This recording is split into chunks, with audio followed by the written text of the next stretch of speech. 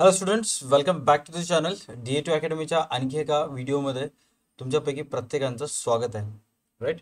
So आजचा जो class असणार आहे, आजच्या क्लासमध्ये आपल्याला जो टॉपिक डिस्कस करायचा आहे तो आहे 12वी पुस्तपालन आणि लेखाकर्म ह्या विषयातील जो तुमचा दुसरा धडा आहे, नफा न कमविणाऱ्या संस्थांची लेखे. ह्याबद्दल आजचा हा व्हिडिओ असणार आहे. जवळपास 1.5 ते पावणे 2 तासाचा व्हिडिओ असणार आहे. त्याच्यामध्ये पूर्णच्या पूर्ण बेसिकपासून ॲडव्हान्स लेवलपर्यंत पूर्ण माहिती मी तुम्हाला देऊन टाकेन. वर्गणीबद्दल असू दे, खात्यांबद्दल असू दे, किंवा वाढाव्याबद्दल, तूटबद्दल, किंवा मागील वर्षाची भांडवलाची रकमेबद्दल असेल. जेवढं ओव्हरऑल बेसिक असेल ते हा आजच्या व्हिडिओमध्ये डिस्कस करायचं, आणि काही वस्तुनिष्ठ प्रश्नसुद्धा आपल्याला डिस्कस करायचे, चर्चा करायची. ओके. तर सर्वात पहिले बेसिक माहिती मी तुम्हाला सांगतो, जी की तुमच्यापैकी मॅक्सिमम जणांना माहिती आहे. तुमचं 12वीचा जो पुस्तपालन आणि लेखाकर्माचा जो प्रश्न होणार आहे, त्या प्रश्नामध्ये हा पेपर होणार आहे. त्या पेपरमध्ये हा प्रश्न क्रमांक 6 असतो. ओके. प्रश्न क्रमांक 6, जो की तुम्हाला 12 मार्काला एक्झाममध्ये विचारतो. किती मार्काला विचारतो एक्झाममध्ये? 12 मार्काला हा प्रश्न तुम्हाला विचारण्यात येतो. ऑलराईट.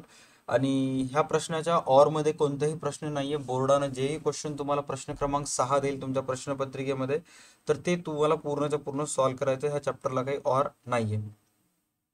भागीदारीचे अंतिम लेखे आणि नफा न कमवणाऱ्या संस्थांचे लेखे, या दोन्हीही चॅप्टरला काहीच ऑर नाही आहे. तुम्हाला पूर्णच्या पूर्ण क्वेश्चन जे पण दिलेलं आहे ते अटेम्प्ट करायचं आहे. आता या चॅप्टरबद्दल मी काही सिक्वेन्स वाईज इम्पॉर्टंट गोष्टी सांगणार आहे, जे की तुम्हाला माहीत पाहिजे.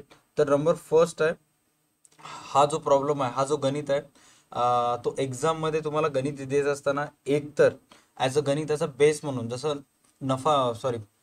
भागीदाराचे अंतिम लेखेचा जो गणित असतो, त्या गणितामध्ये जसं तुम्हाला ॲज अ प्रॉब्लेममध्ये, ॲज अ क्वेश्चन म्हणून तेरीज पत्रक देण्यात येते आणि काही समायोजना देण्यात येतात. राईट. तसं ह्या गणितामध्ये तुम्हाला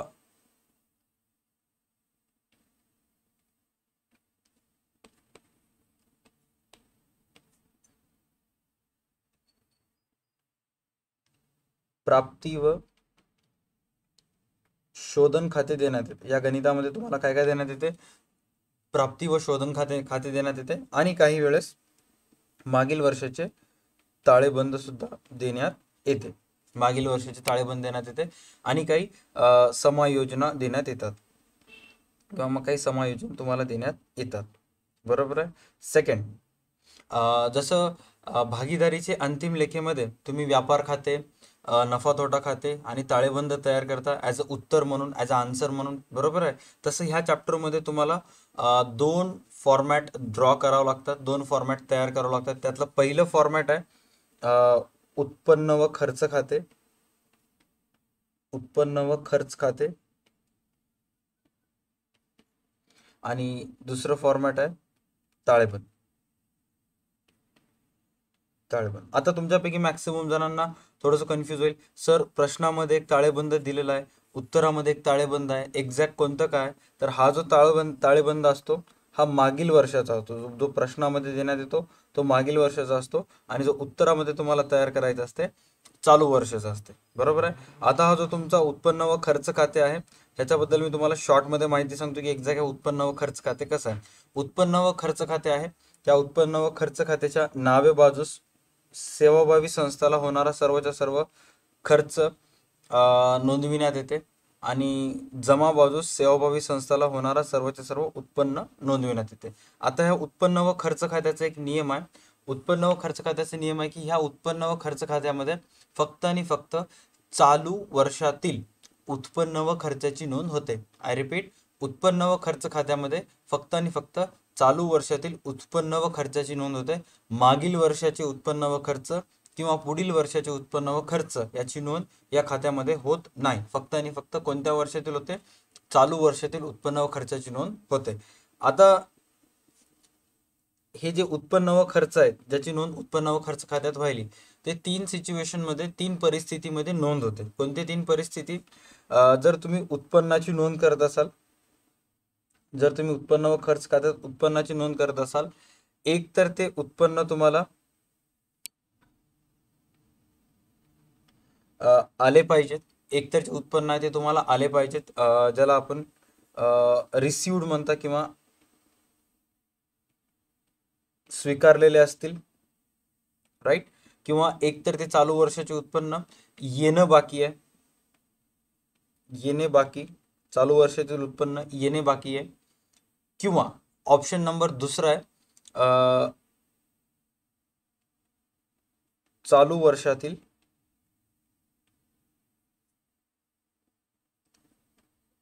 उत्पन्न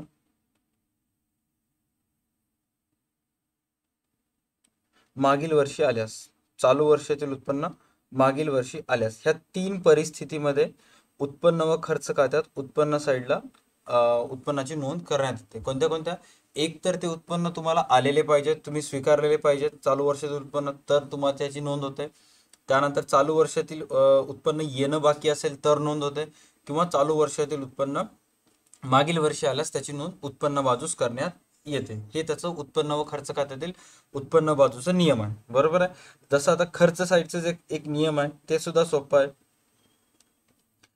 खर्चाची रक्कम एक जर तुम्ही दिली असेल तर त्याची नोंद एक्सपेन्सेस साईडला खर्च बाजूस होते. चालू वर्षाची रक्कम देणे बाकी असेल तर त्याची नोंद एक्सपेन्सेस साईडला खर्च बाजूस होते. किंवा तिसरी परिस्थिती आहे चालू वर्षातील खर्च, चालू वर्षातील खर्च मागील वर्षी दिल्यास,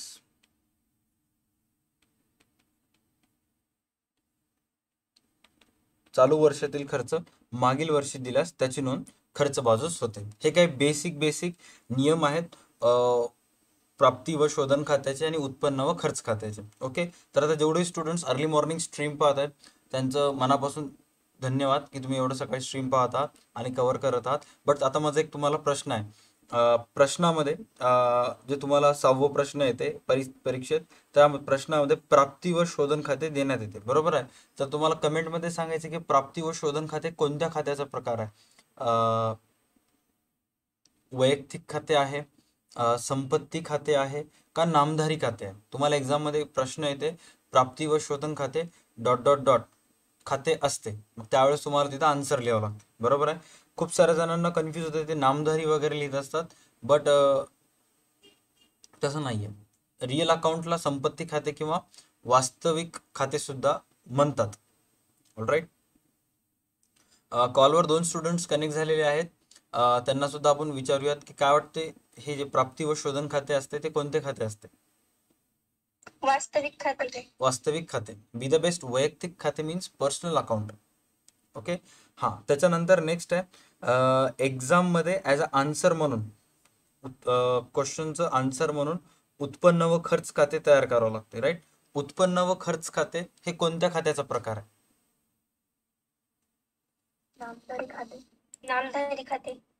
उत्पन्न व खर्च खाते हा एक नामधारी खात्याचा प्रकार आहे. नामधारी खाते म्हणजे थोडक्यात सांगायचं असेल तर नॉमिनल अकाउंट, म्हणजे DR बाजूमध्ये सर्व व्यवसायाला होणारा खर्च नोंदविला जातो आणि CR बाजूला व्यवसायाला होणारा, सेवाभावी संस्थेला होणारा उत्पन्न नोंदविला जातो.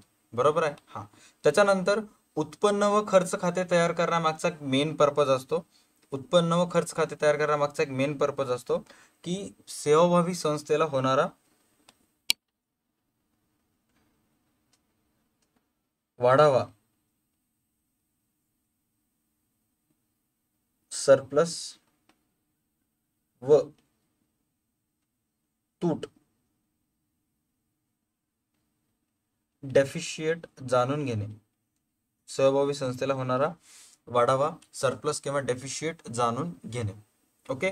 आता 6वं महत्वाचं पॉइंट आहे याच्यामध्ये की काही गणितामध्ये नफा न कमवणाऱ्या संस्थांच्या जो चॅप्टर आहे, ह्या धड्याच्या काही गणितामध्ये प्रश्नामध्ये फक्त आणि फक्त तुम्हाला प्राप्ती व शोधन खाते विचारण्यात येते. प्रश्नामध्ये तुम्हाला फक्त आणि फक्त प्राप्ती व शोधन खाते तुम्हाला विचारण्यात येते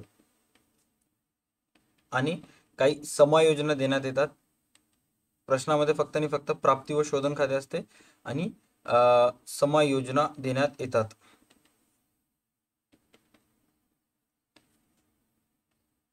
बट त्या गणितामध्ये जे तुमची भांडवल निधी आहे सर्वात महत्वाचं, त्याच्याशिवाय हा गणित इनकम्प्लीट आहे, अपूर्ण आहे.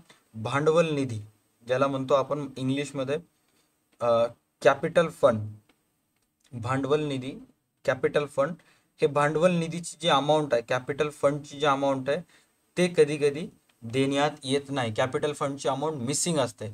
मग अशा परिस्थितीमध्ये तुम्हाला काय करावं लागते की आन्सर तयार करत असताना, अशा प्रश्नाचं उत्तर तयार करत असताना तुम्हाला उत्तरात सर्वात पहिले तुम्हाला उत्पन्न व खर्च खाते तयार करावं लागेल. उत्पन्न व खर्च खाते, बरोबर आहे.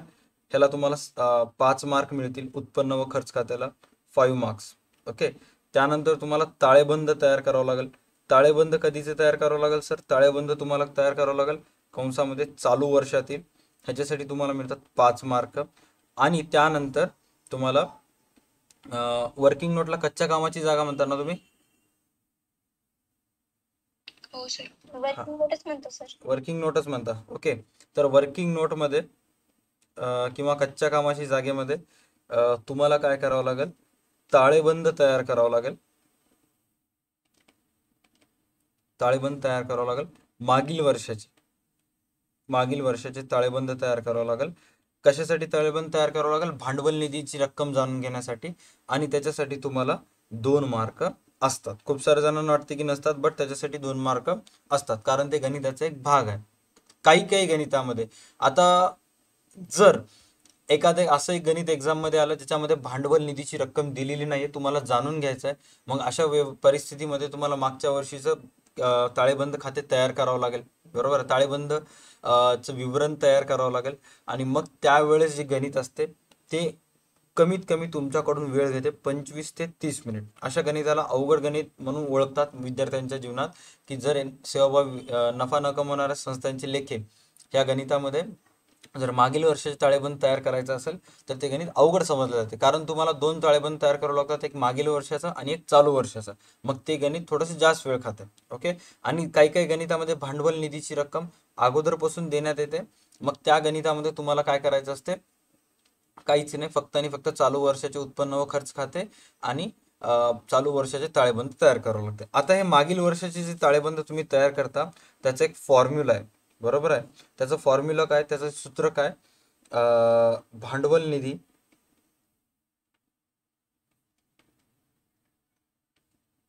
बरोबर आहे वर्षाच्या सुरुवातीचे संपत्ती वजा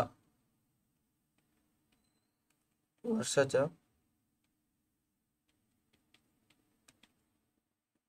सुरुवातीची देयता.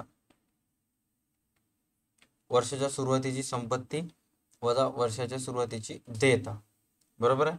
हा, तुम्ही ह्या चॅप्टरला जसं आता आम्ही मुलं जे असतात, कॉमर्सचे जे मुलं असतात, आम्ही इंग्लिश मिडियमचे, तर आम्ही त्याला NPO म्हणतो. तुम्ही याला काय म्हणतो?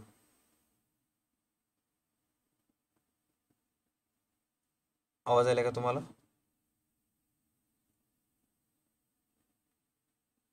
कॉलवर कनेक्ट झालेले स्टुडंट्स, तुम्हाला आवाज येत आहे का? परत विचारा सर. हा, म्हणजे आम्ही या चॅप्टरला काय म्हणतो की नॉट फॉर प्रॉफिट कन्सर्न असं लांब लचक शब्द होते ना, तर त्याला नॉट फॉर प्रॉफिट कन्सर्नचं शॉर्ट फॉर्म NPO असं म्हणतो. तर तुम्ही ह्या चॅप्टरला काय म्हणतो? दुसरा चॅप्टर म्हणतो का नफा न कमवणाऱ्या संस्थांचे लेखे? शॉर्ट मध्ये काय म्हणतो? सर, नफा न कमवणाऱ्या संस्थाच म्हणतो. लांब लचक तेवढं नाव घ्यावं लागेल की? हो. हा, ठीक आहे. ओके. दुसरं चॅप्टर चालू आहे. कोणतरी कमेंटमध्ये विचारलंय. ॲटलिस्ट विचारायला तर नाही पाहिजे, कारण व्हिडिओचं नाव पण टाकलेलं आहे आणि दिलेलं पण आहे नफा न कमवणाऱ्या संस्थांचे लेखे. ओके सर, जर मागील वर्षी ताळेबंद नाही करता डायरेक्ट भांडवल निधी काढली, कसं असते बी द बेस्ट, तुम्हाला वर्किंग नोटमध्ये थोडंसं व्यवस्थित त्याचं प्रदर्शन करावं लागते, त्यामुळं मार्क मिळतात त्याच्यासाठी. ओके.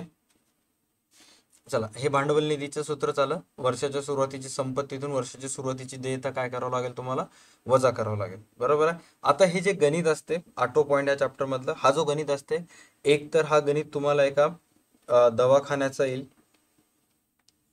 किंवा त्याला आपण दवाखाना हा उर्दू शब्द झाला, हॉस्पिटलचं येईल, बरोबर आहे, किंवा एखाद्या रुग्णालयाचं येईल, किंवा एखाद्या शाळेचं येईल, शाळा व महाविद्यालय, कारण हे सगळे सेवाभावी संस्था आहेत, राईट. शाळा, महाविद्यालय, पुन्हा विद्यापीठाचं गणित येईल,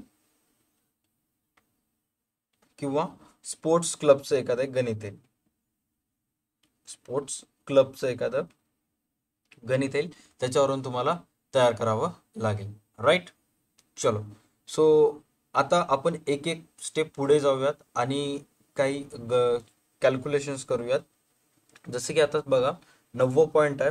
एखादी जर एक सेवाभावी संस्था असेल, राईट, एखादी जर एक सेवाभावी संस्था असेल तर त्या सेवाभावी संस्थेमध्ये काय होते, असे सभासद असतात 1 2 3 4 5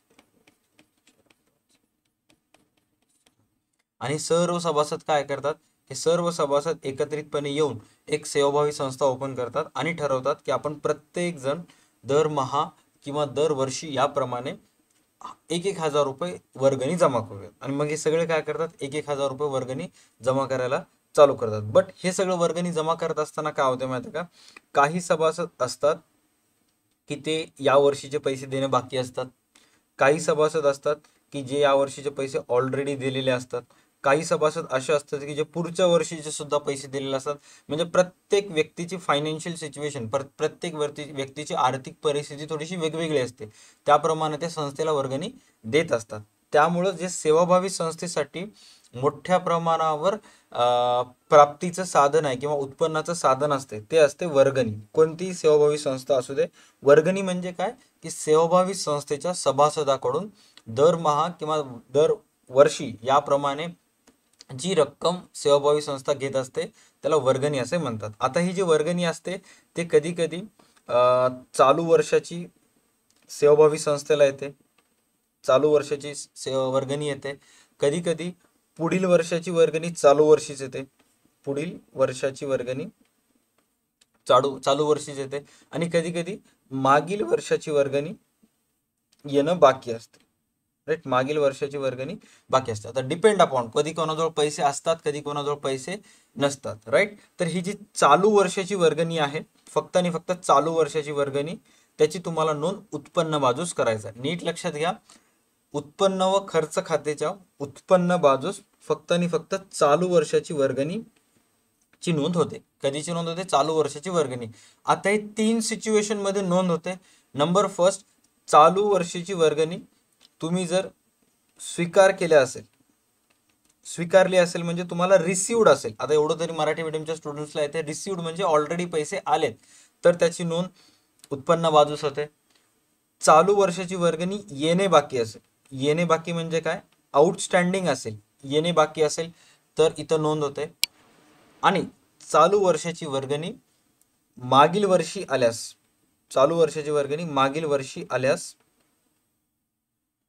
त्याची नोंद उत्पन्न बाजूस होते. चालू वर्षाची वर्गणी जर मागील वर्षी आल्यास त्याची नोंद उत्पन्न बाजू होते. म्हणजे काय की स्वीकारलेली, प्राप्त, येणे बाकी, अप्राप्त किंवा चालू वर्षाची रक्कम मागील आर्थिक वर्षात जर प्राप्त झाल्यास त्याची नोंद उत्पन्न बाजूस होते. असं 3 परिस्थितीत होते. सर पुढच्या वर्षीचे पैसे जर आपल्याला आल्यास, जर तुम्हाला पुढच्या वर्षीचे पैसे येत असतील, पुढच्या आर्थिक वर्षाचे पैसे येत असतील तर तुम्हाला त्याची नोंद जे चालू वर्षीचे ताळेबंद तयार करता तुम्ही, त्या ताळेबंदाच्या देयते बाजूस करायचं, कारण पुढच्या वर्षीचे पैसे आले तर. आणि मागील वर्षीचे पैसे जर येणे बाकी असेल तर चालू वर्षीच्या ताळेबंदाच्या संपत्ती बाजूस नोंद होते. मागील वर्षाचे पैसे आल्यास त्याची नोंद उत्पन्न व खर्च खात्यात होत नाही. उत्पन्न व खर्च खात्यात त्यावेळेस कधी होते, जर एखाद्या व्यक्तीने, नीट लक्ष द्या, जर एखाद्या किंवा एखाद्या संस्थेला वर्षभरात, जर एखाद्या संस्थेला वर्षभरात वर्गणी आली 5 लाख रुपयांची, जर एखाद्या संस्थेला वर्गणी आली वर्षभरात 5 लाख रुपयांची, राईट, आणि या 5 लाख रुपये पैकी 10,000 हे पुढील वर्षातील होते, 10,000 हे पुढील वर्षाचे होते, तर ते 10,000 ह्या 5 लाख मधून होतात मायनस. पुढील वर्षाचे पैसे आले तुम्हाला तर मायनस होतात का, कारण उत्पन्न व खर्च खात्याचे एक साधं सिंपल रूल आहे, चालू वर्षाचे उत्पन्न व चालू वर्षाचे खर्च ह्या दोन्हीचीच नोंद उत्पन्न व खर्च खात्यात होते. पुढील वर्षाचे आणि मागील वर्षाचे उत्पन्न व खर्च खात्यात होत नाही. त्याची नोंद कुठे होते, त्याची नोंद ताळेबंदामध्ये होते. ताळेबंदाची 2 बाजू असतात, एक देयता आणि दुसरी संपत्ती बाजू. राईट. त्याच्यानंतर सपोज एखाद्या सेवाभावी संस्थेला 5 लाख रुपयांची वर्गणी आली आणि त्यापैकी 10,000 पुढील वर्षाचे होते, तर हे 10,000 आपण करणार इथून मायनस. का, कारण ते 10,000 पुढील वर्षाचे आहेत आणि उत्पन्न व खर्च खात्याला फक्त चालू वर्षाचीच नोंद होते. मग चालू वर्षाचे किती राहिले? 4,90,000. आता त्या सेवाभावी संस्थेला पुढील वर्षाचे 10,000 रुपये आलेले आहेत. आता 10,000 रुपये सेवाभावी संस्थेला या वर्षासाठी ती रक्कम काय? सर ती रक्कम या वर्षासाठी देयता आहे. का? कारण सेवाभावी संस्थेला ती रक्कम अग्रिम असते, ऍडव्हान्स मध्ये आलेली असते. त्यामुळे त्याची पोस्टिंग कुठं होईल? त्याचं स्थानांतरण कुठं होईल? चालू ताळेबंदाच्या देयते बाजूस. तर इथे लिहितो मी अग्रिम वर्गणी 10,000. आता टोटल सेवाभावी संस्थेला वर्गणी किती आली? 4,90,000. समजा ह्या 4,90,000 पैकी मागील आर्थिक वर्षातील समजा 20,000 रुपये आलेले आहेत, ते त्या 4,90,000 मध्ये इन्क्लूड आहेत. तर मग इथून तुम्हाला वजा करायचा आहे. मागील वर्षाचे 20,000 तुम्हाला याच्यातून वजा करायचे आहेत. शिल्लक किती राहिले? 4,90,000 मधून 20 गेले 4,70,000.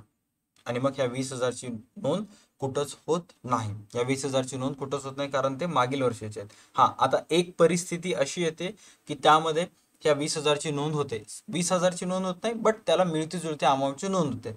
गणितामध्ये कधी कधी काय सांगण्यात येते तुम्हाला की मागील वर्षाचे एकूण किती रुपये वर्गणी येणं बाकी होती ते सांगते. चालू वर्षाचे नाही, मागील वर्षाचे एकूण किती रुपये वर्गणी येणं बाकी होती ते तुम्हाला सांगते. मग तुम्ही गणितामध्ये बघता ताळेबंद दिलेले असते, जुन्या वर्षीचे गेल्या वर्षीचे ताळेबंद दिले असते. मग त्या ताळेबंदाच्या संपत्ती बाजूस जाऊन तुम्ही बघता की मागील वर्षाची वर्गणी किती रुपये येणं बाकी आहे. मग तिथे लिहिलेले असते की 25,000 रुपये येणं मागील वर्षाची बाकी आहे. राईट. मग त्या 25,000 पैकी तुम्हाला इथे किती हजार रुपये आलेले आहेत? त्या 25,000 पैकी ते तुम्हाला किती हजार रुपये आलेले आहेत? 20,000 रुपये आलेले आहेत. मग आता मला सांगा, जेवढे तुम्ही कॉलवर कनेक्ट झाला, मागील वर्षाचे तुम्हाला 25,000 येणं बाकी होते, त्या 25 पैकी 20,000 आलेले आहेत. ओके, मग किती हजार रुपये तुम्हाला येणं बाकी आहेत? 5,000. आता ते जे 5,000 आहेत त्या 5,000ची नोंद कुठे होईल? संपत्ती बाजूला.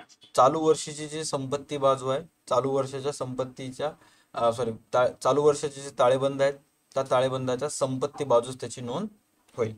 ओके, आता इथे जे शब्द रचना मी घ्यायलो हे सोपे शब्द घ्यायलो, बरोबर आहे, जे की सर्वसाधारण स्टुडंटला समजतील. पूर्व प्राप्त वगैरे जसं नागेश तुम्ही म्हणल्याप्रमाणे जर लिहिलो तर मग ते थोडंसं अवघड होऊन जाईल. तुम्ही एक्झाम मध्ये लिहू शकता, काही प्रॉब्लेम नाही, बट हे बेसिक शब्द आहेत जे की आपल्याला लिहावं लागेल. ओके, हा. आता त्याच्यानंतर कधी कधी काय होतं माहिती आहे का, पुढील वर्षाचे तुम्ही वजा केला, मागील वर्षाचे वजा केला. गणितामध्ये काय सांगितलेलं असतं एखाद्या उदाहरणामध्ये सेवाभावी संस्थेच्या, की समायोजनेत तुम्हाला सांगितलेलं असते की चालू वर्षाची 20,000, 30,000, 40,000. एक एक्झाम्पल घेऊयात की चालू वर्षाचे 10,000 रुपये 10,000 रुपये वर्गणी तुम्हाला येणं बाकी आहे. कोणत्या वर्षीची? चालू वर्षीची 10,000 वर्गणी तुम्हाला येणं बाकी आहे. मग आता तुम्ही त्याची नोंद कसं करता? तुम्ही येता संपत्ती उत्पन्न बाजूस येता, इथे येऊन लिहिता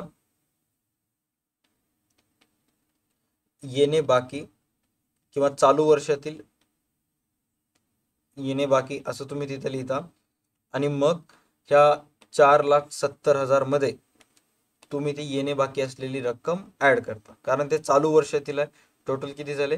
4,80,000. मग आता मला सांगा, जेवढे स्टुडंट्स लाईव्ह पाहत आहेत, कमेंट सेक्शन मध्ये कमेंट करायचंय की हे जे चालू वर्षातील तुम्हाला 10,000 रुपये येणं बाकी आहे, चालू वर्षाचं आउटस्टँडिंग आहे, राईट.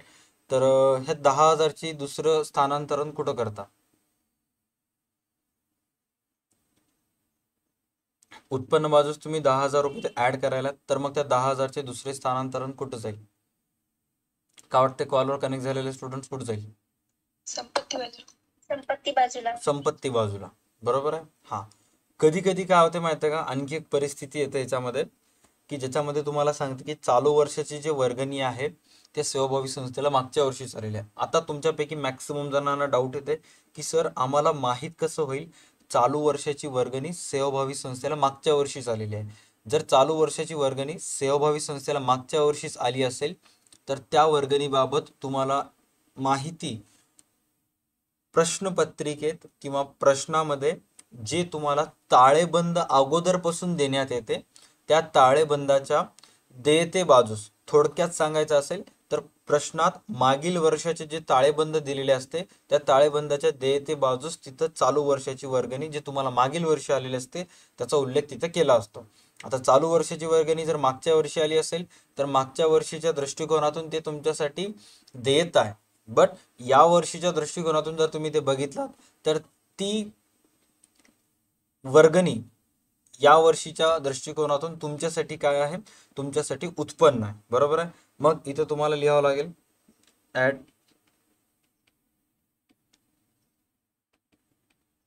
चालू वर्षाची देयता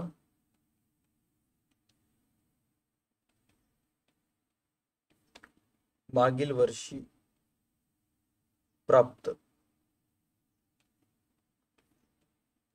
20,000. चालू वर्षाची देयता मागील वर्षी प्राप्त 20,000 ऍड केला, 5,00,000 रुपये लिहिला आउटरला. आता सर्वात इम्पॉर्टंट जे चालू वर्षातील तुम्हाला येणं बाकी असते त्याचे दुसरे स्थानांतरण होते संपत्ती बाजूस. चालू वर्षाचे जे देयता तुम्हाला येणं बाकी असते ते वर्गणीमध्ये ऍड केल्यानंतर वर्गणीमध्ये वजा अधिक केल्यानंतर त्याचे दुसरे स्थानांतर होते संपत्ती बाजूस. पण चालू वर्षाची देयता जे तुम्हाला मागील वर्षी प्राप्त झालेली असते ते ह्याच्यामध्ये ऍड केल्यानंतर त्याचे दुसरे स्थानांतरण होत नाही, त्याची दुसरी पोस्टिंग होत नाही, एकच पोस्टिंग होते. ओके. त्यानंतर एक गोष्ट खूप साऱ्या स्टुडंटनं पक्क लक्षात ठेवायचंय की बॅलन्स शीट उत्पन्न व खर्च खात्याच्या उत्पन्न बाजू जे तुम्ही वर्गणी लिहिता वर्गणीमधून दोन गोष्टी वजा केल्या जातात आणि दोन गोष्टी प्लस केल्या जातात. दोन गोष्टी वजा केल्या जातात आणि दोन गोष्टी काय केल्या जातात, प्लस केल्या जातात. बरोबर आहे. कोणत्या कोणत्या दोन गोष्टी वजा केल्या जातात, मागील वर्षाचे सबस्क्रिप्शन, मागील वर्षाची वर्गणी आणि पुढील वर्षाची वर्गणी वजा केली जाते. बरोबर आहे. चालू वर्षाची येणं बाकी असेल तर ते ऍड केलं जाते आणि चालू वर्षाची देयता आणि चालू वर्षाची देयता येणं बाकी असेल तर ते ऍड करण्यात येते आणि चालू वर्षाची देयता मागील वर्षी जर प्राप्त झाली असेल तर ते सुद्धा काय करण्यात येते, ऍड करण्यात येते. बरोबर आहे. आता हे जे दोन ऍड आणि दोन लेस करतात त्यापैकी एका ऍड आणि एका लेसची दुसरी पोस्टिंग होते. नीट लक्ष द्या मी काय सांगायलो. जे दोन वजा आणि जे दोन प्लस करतात त्यापैकी एका ऍडची आणि एका वजाची एक प्लस आणि एक मायनसची दुसरी पोस्टिंग होते. सर कशा कशाची दुसरी पोस्टिंग होते, जे चालू वर्षाची वर्गणी तुम्हाला येणं बाकी असते त्याची पोस्टिंग ऍसेट साइडला संपत्ती बाजूस होते, दुसरी पोस्टिंग दुसरे स्थानांतरण संपत्ती बाजूस होते. बरोबर आहे. आणि पुढील वर्षाचे जे तुम्हाला ऍडव्हान्स मध्ये सबस्क्रिप्शनचे वर्गणीचे पैसे आलेले आहेत पुढील वर्षाचे त्याचे दुसरी पोस्टिंग होते देयता बाजूस. बरोबर आहे. मागील वर्षाची दुसरी पोस्टिंग होत नाही, चालू वर्षाची देयता मागील वर्षी प्राप्त झाली दुसरी पोस्टिंग होत नाही. चला हे जर क्लिअर झालं असेल तर फटाफट थम्सअपचा इमोजी शेअर करा, मग आपण एक स्टेप अहेड जाऊया. आणि एकदम हे सोप्या भाषेत सांगितलेलं आहे आणि मी माझ्या लाईफमध्ये फर्स्ट टाइम सबस्क्रिप्शन वर्गणी हा टॉपिक मराठीमधून एक्सप्लेन करत आहे. आत्तापर्यंत माझ्या जेवढेही व्हिडिओज आहेत ह्या पर्टिक्युलर टॉपिकवर ते सगळेचे सगळे व्हिडिओज इंग्लिशमध्ये आहेत. बट हा फर्स्ट टाइम मी मराठीमध्ये एक्सप्लेन करत आहे, which is a great experience माझ्यासाठी. ओके. मराठी इंग्लिश शिकून शिकून मी पण थोडंसं बोर झालो होतो, मराठीमध्ये थोडंसं मजा येईल. कारण तुम्हाला नियंत्रण ठेवावं लागते तुमच्या टंगवर, कारण एकही शब्द आपल्याला मराठीतून येऊ द्यायचा नसते. पूर्णच्या पूर्ण शब्द इंग्लिश एकही शब्द इंग्लिशमधून यायचं नसते, मराठीतून यायचं असते. ओके. आणि दृष्टिकोन हे शब्द कुठून आला मलाच माहित. ओके. Point of view. आता आपण काय करणार आहोत, मी तुम्हाला काही प्रश्न इथं शो करणार आहे आणि प्रश्न शो केल्यानंतर त्याचं आन्सर आपल्याला फाइंड आउट करायचे. ओके. आणि मग तुमच्या पुस्तकातील आपण काही महत्वाचे क्वेश्चन्स बघूयात.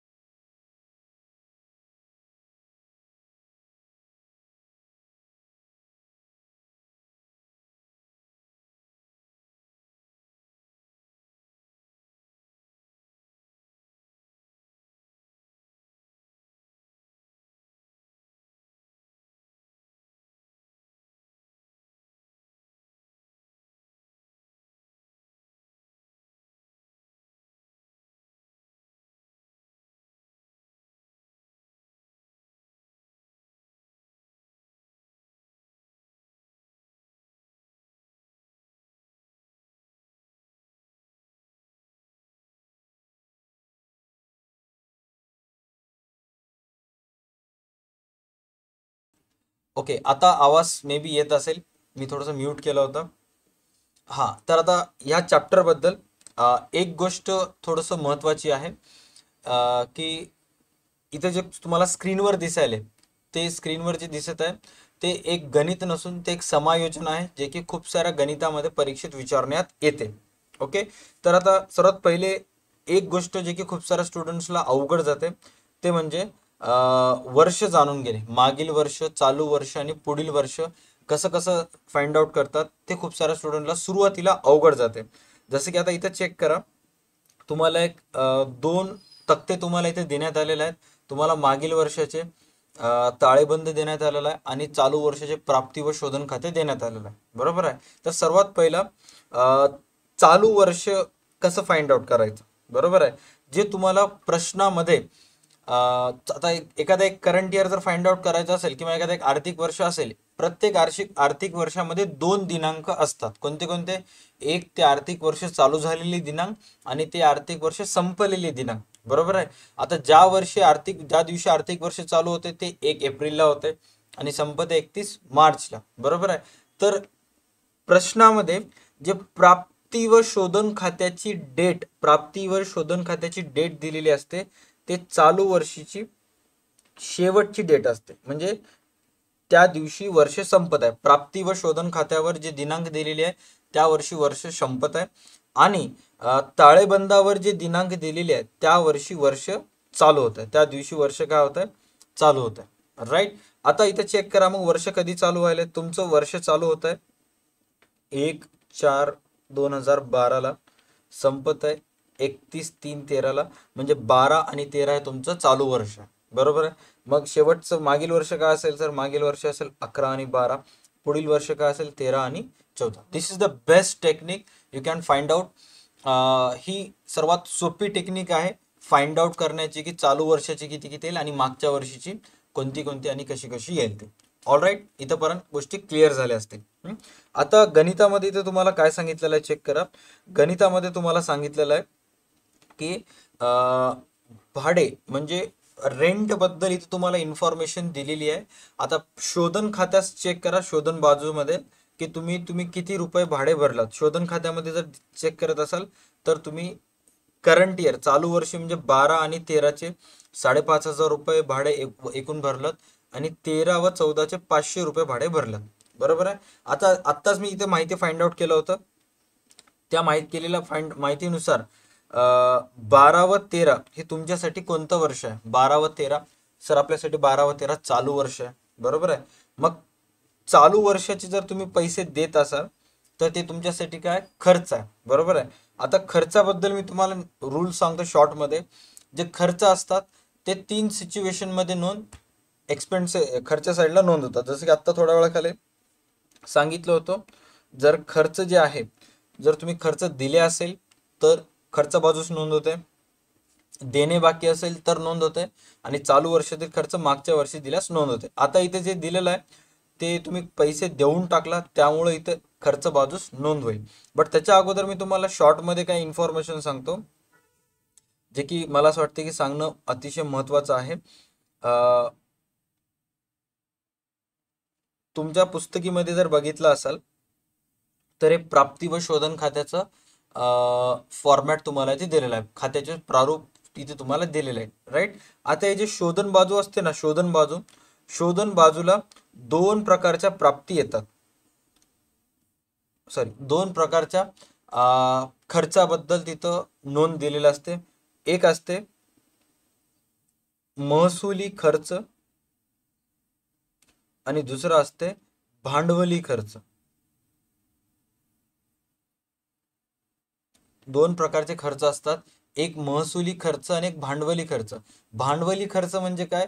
थोडक्यात सांगायचं असेल तर जो खर्च केल्यामुळे संस्थेच्या संपत्तीत वाढ होते आणि संस्थेला दीर्घकाळापर्यंत फायदा भेटते, अशा खर्चाला भांडवली खर्च म्हणतात. बरोबर आहे. आणि जो खर्च केल्यामुळे संस्थेच्या संपत्तीत वाढ होत नाही बट संस्थेला तात्पुरता फायदा भेटते, त्याला महसुली खर्च म्हणतात. ओके. आता महसुली खर्च कोणते कोणते आहेत? भाडे असेल, व्याज असेल, मजुरी असेल, पगार असेल, हे सगळे महसुली खर्च आहेत. बरोबर आहे. कॉलवर कनेक्ट झालेले स्टुडंट्स आणखी काही महसुली खर्च सांगू शकता का?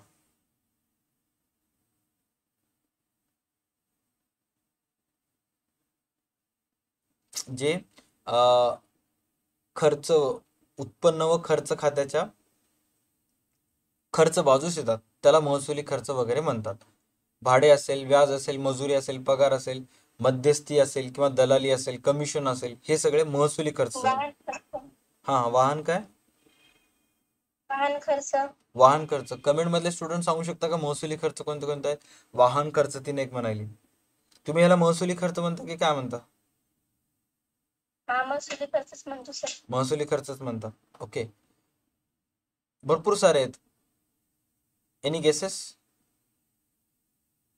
प्रवेश शुल्क नाही, प्रवेश शुल्क प्राप्ती असेल सेवाभावी संस्थेसाठी. प्रवेश शुल्क रिसीट प्राप्ती आहे. कार्यालय खर्च. ऑफिस खर्च, कार्यालय खर्च. बरोबर आहे. भरपूर सारे आहेत. जे जे तुम्हाला इथे दिलेले आहेत, जे जे सगळे तुम्हाला इथे दिलेले आहेत खर्च खात्यास, ते सगळेचे सगळे महसुली खर्च दिलेले आहेत. बरोबर आहे. आता त्याच्यानंतर भांडवली खर्च चेक करा कोणते कोणते आहेत.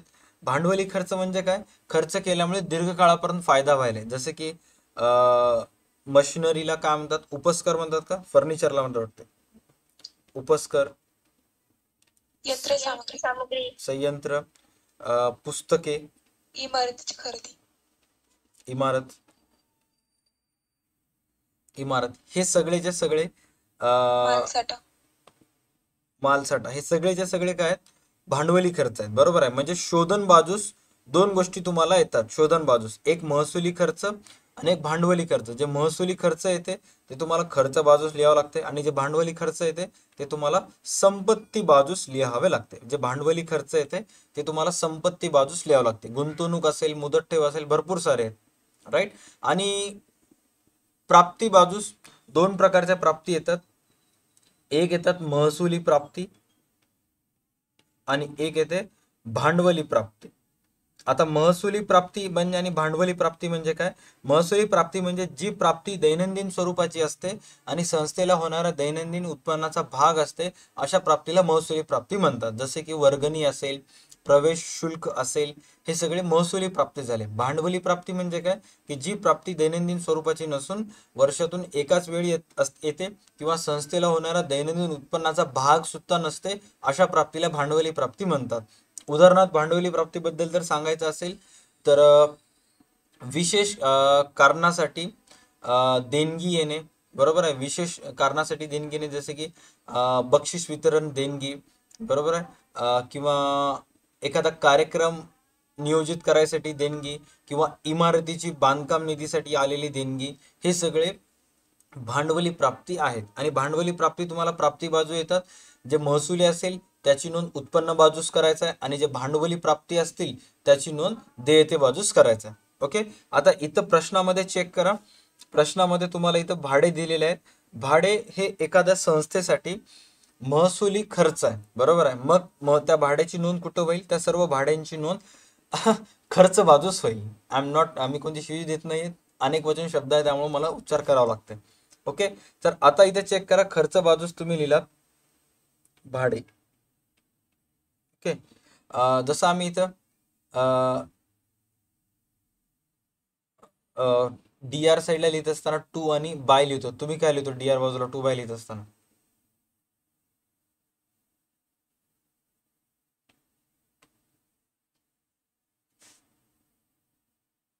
काय सर? नोंद करत असताना उत्पन्न व खर्च खात्यात नोंद करत असताना डी आर बाजूस लिहित असताना आम्ही टू बाय लिहितो. तसं तुम्ही काय लिहित नाही का? टू बाय वगैरे काय डायरेक्ट नाव लिहून टाकता? नाव लिहितो सर. डायरेक्ट नावच लिहितो सर. इथे टू बायची स्कीम नाहीच. ओके. टू बायची स्कीम नाहीये. वाचल्या तुम्ही? चला. भाडे किती आलेले आहेत तुम्हाला? चालू वर्षाचे 5,500 रुपये भाडे तुम्हाला पेड केला तुम्ही. आलेले म्हणजे सॉरी, तुम्ही दिलात. ओके. त्याच्यानंतर नेक्स्ट करा. नेक्स्ट चेक करा की पुढील वर्षाचे किती रुपये तुम्ही दिलात. 2013 आणि 14चे 500 रुपये दिलात. मला सांगा पुढच्या वर्षीचे जर 500 रुपये तुम्ही या वर्षी दिलात तर ते 500 रुपयाची रक्कम तुमच्यासाठी काय असेल? उत्पन्न असेल, खर्च असेल, संपत्ती असेल का देयता असेल?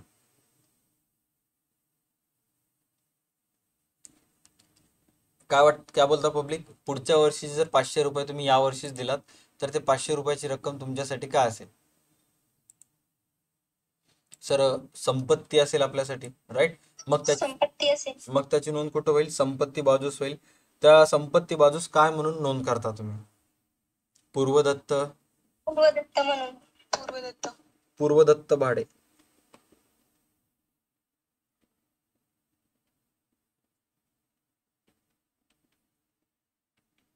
₹500. ओके, पूर्वदत्त भाडे म्हणून लिहिला तुम्ही 500 रुपये. ओके, आता हे बघा, हे 2013-14 चालू वर्षाचा खर्च आहे. चालू वर्षाच्या खर्चाची नोंद खर्च व उत्पन्न व खर्च खात्यात होते, जे की तुम्हाला नियम माहित आहे. पुढील वर्षाचे किंवा मागील वर्षाचे असेल तर ह्याच्यामध्ये होत नाही. मग होत नाही म्हणजे कुठं? Balance sheet. ताळेबंदाच्या कोणत्या बाजूस? संपत्ती बाजूस. का संपत्ती बाजूस? कारण पुढील वर्षाचा खर्च अगोदरच दिला. देय दिनांकाच्या तर अगोदरच तुम्ही पैसे देत असाल तर ते रक्कम तुमच्यासाठी संपत्ती असते. ओके, त्याच्यानंतर चेक करा प्रश्नामध्ये काय सांगितलेलं आहे. मागील वर्षाचे जे ताळेबंद आहेत त्या ताळेबंदाच्या संपत्ती बाजूस चेक करा पूर्वदत्त भाडे. बरोबर आहे, म्हणजे चालू वर्षाचे पैसे तुम्ही मागच्या वर्षी दिला होता. चालू वर्षाचे भाड्याचे पैसे तुम्ही मागच्या वर्षी दिला होता, तर मागच्या वर्षीच्या दृष्टिकोनातून ते पैसे तुमच्यासाठी संपत्ती होती. उदाहरणार्थ जर सांगायचं असेल तर आता चेक करा, ज्या वर्षी तुम्ही हा गणित करायला, ज्या वर्षी तुम्ही लेखे करायला, त्या वर्षीची दिनांक आहे 2012-13. बरोबर आहे, आणि 2012 आणि 13च वर्षी तुम्ही 13 आणि 14चे पैसे दिलात, तर 2012-13 मध्ये तुम्ही जर 13-14चे पैसे देत असाल तर 2012-13 मध्ये ते 13-14चे पैसे तुमच्यासाठी संपत्ती असतात. काय असतात? संपत्ती असतात. म्हणून तुम्ही त्याची नोंद कुठे केला? ऍसेट साईडला केला. पूर्वदत्त भाडे 2013-14 संपत्ती म्हणून ऍसेट साईडला केलात.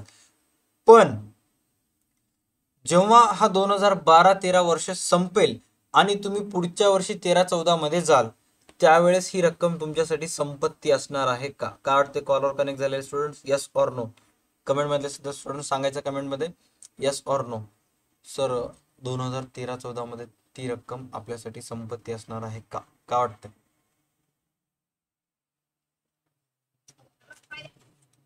सर कोणती क्वेश्चन मधली रक्कम की आता तुम्ही लिहिली ती?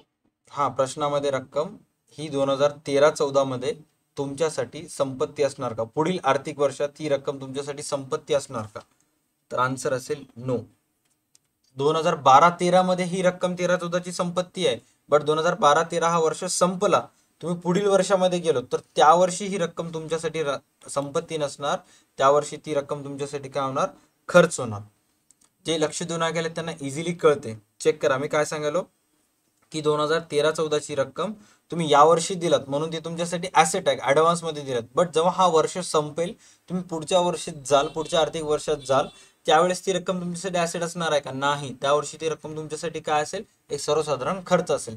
त्याच पद्धतीनं 2012 आणि 13चे भाडे तुम्ही मागच्या वर्षी दिला होता, त्यामुळे मागच्या वर्षी ही रक्कम तुमच्यासाठी काय होती? संपत्ती होती. बट ती मागच्या वर्षी संपत्ती होती, या वर्षी संपत्ती आहे का? नाही. या वर्षी ती रक्कम तुमच्यासाठी खर्च आहे. त्यामुळं इथं तुम्हाला लिहावं लागेल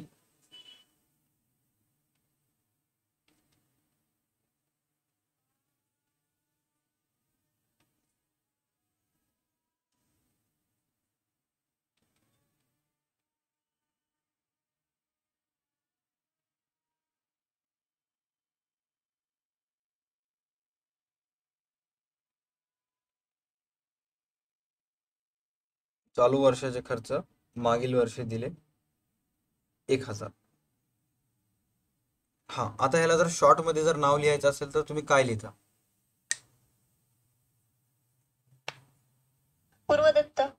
पूर्वदत्त भाडे. ठीक आहे, पण समजायसाठी मी असं लिहितो. तुम्हाला जर आणखी जर शॉर्ट मध्ये जे लिहायचं असेल तर ते तुम्ही तिथं लिहू शकता. ओके, पूर्वदत्त भाडे 1000. आणि याची दुसरी समायोजन होत नाही. याची दुसरी समायोजन होत नाही का? कारण हेच ह्याची दुसरी समायोजन आहे. पहिली समायोजन ऑलरेडी प्रश्नामध्ये इथे दिलेलं आहे, त्यामुळे याची दुसरी स्थानांतरण त्याचे कुठंच होत नाही.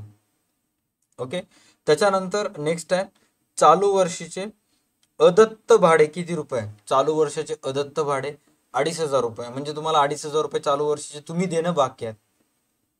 चालू वर्षाचे ₹2,500 तुम्ही देणं बाकी आहात. अकाउंटच्या पेपरमध्ये जे गणित आहे तुमच्या पुस्तकातलेच येते. तुमची ही जी पुस्तक आहे मराठी अकाउंटची, या पुस्तकीतले जे जे प्रॉब्लेम्स तुम्हाला अवघड जात आहेत त्या प्रॉब्लेमचे नंबर कमेंटमध्ये लगेच कमेंट करा. पेज नंबर आणि प्रॉब्लेम नंबर जे पण काय डाऊट असतील ते लगेच लगेच सॉल्व्ह करेन. हा गणित झाले की ओके. चला, अदत्त भाडे इथे लिहून टाका.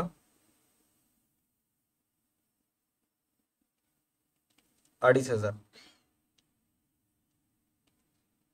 टोटल येईल 9,000. आता हे जे ₹2,500 तुम्ही ऍड केलात, हे ₹2,500 ज्याच्यामध्ये प्लस केलात, तर हे तुमच्यासाठी या वर्षीचं देणे बाकी असलेला खर्च आहे, आउटस्टँडिंग खर्च आहे, आउटस्टँडिंग एक्सपेन्सेस आहे. त्यामुळे 2,500ची जी नोंद आहे, 2,500ची नोंद संपत ताळेबंदाच्या देयता बाजूस. ताळेबंद देयता बाजूला. हा, अदत्त खर्च 2,500 ताळेबंदाच्या कोणत्या बाजूस होईल? देयता बाजूस होईल. ओके, हे एक बेसिक गणित होतं. त्यानंतर आणखी काही गणित आपल्याला ह्याच्याशी संबंधित करायचे आहेत, जे की एक्झामला येऊ शकतील, तुम्हाला व्यवस्थित करायचे. ओके, आता तुमच्या पुस्तकातले जे गणित आहेत ते तुम्ही तेच गणित सारखे सारखं करून करून करून तुम्ही कंटाळून गेला असाल, म्हणून मी हे जुन्या सिलेबस मधले गणित आलेलं आहे, जे की न्यू सिलेबस पेक्षा जास्त महत्वाचे आहेत. तुम्हाला व्यवस्थित लक्ष देऊन करायचं. ओके, आता जे गणित बघणार आहोत ते परीक्षेच्या दृष्टिकोनातून अतिशय महत्वाचं आहे.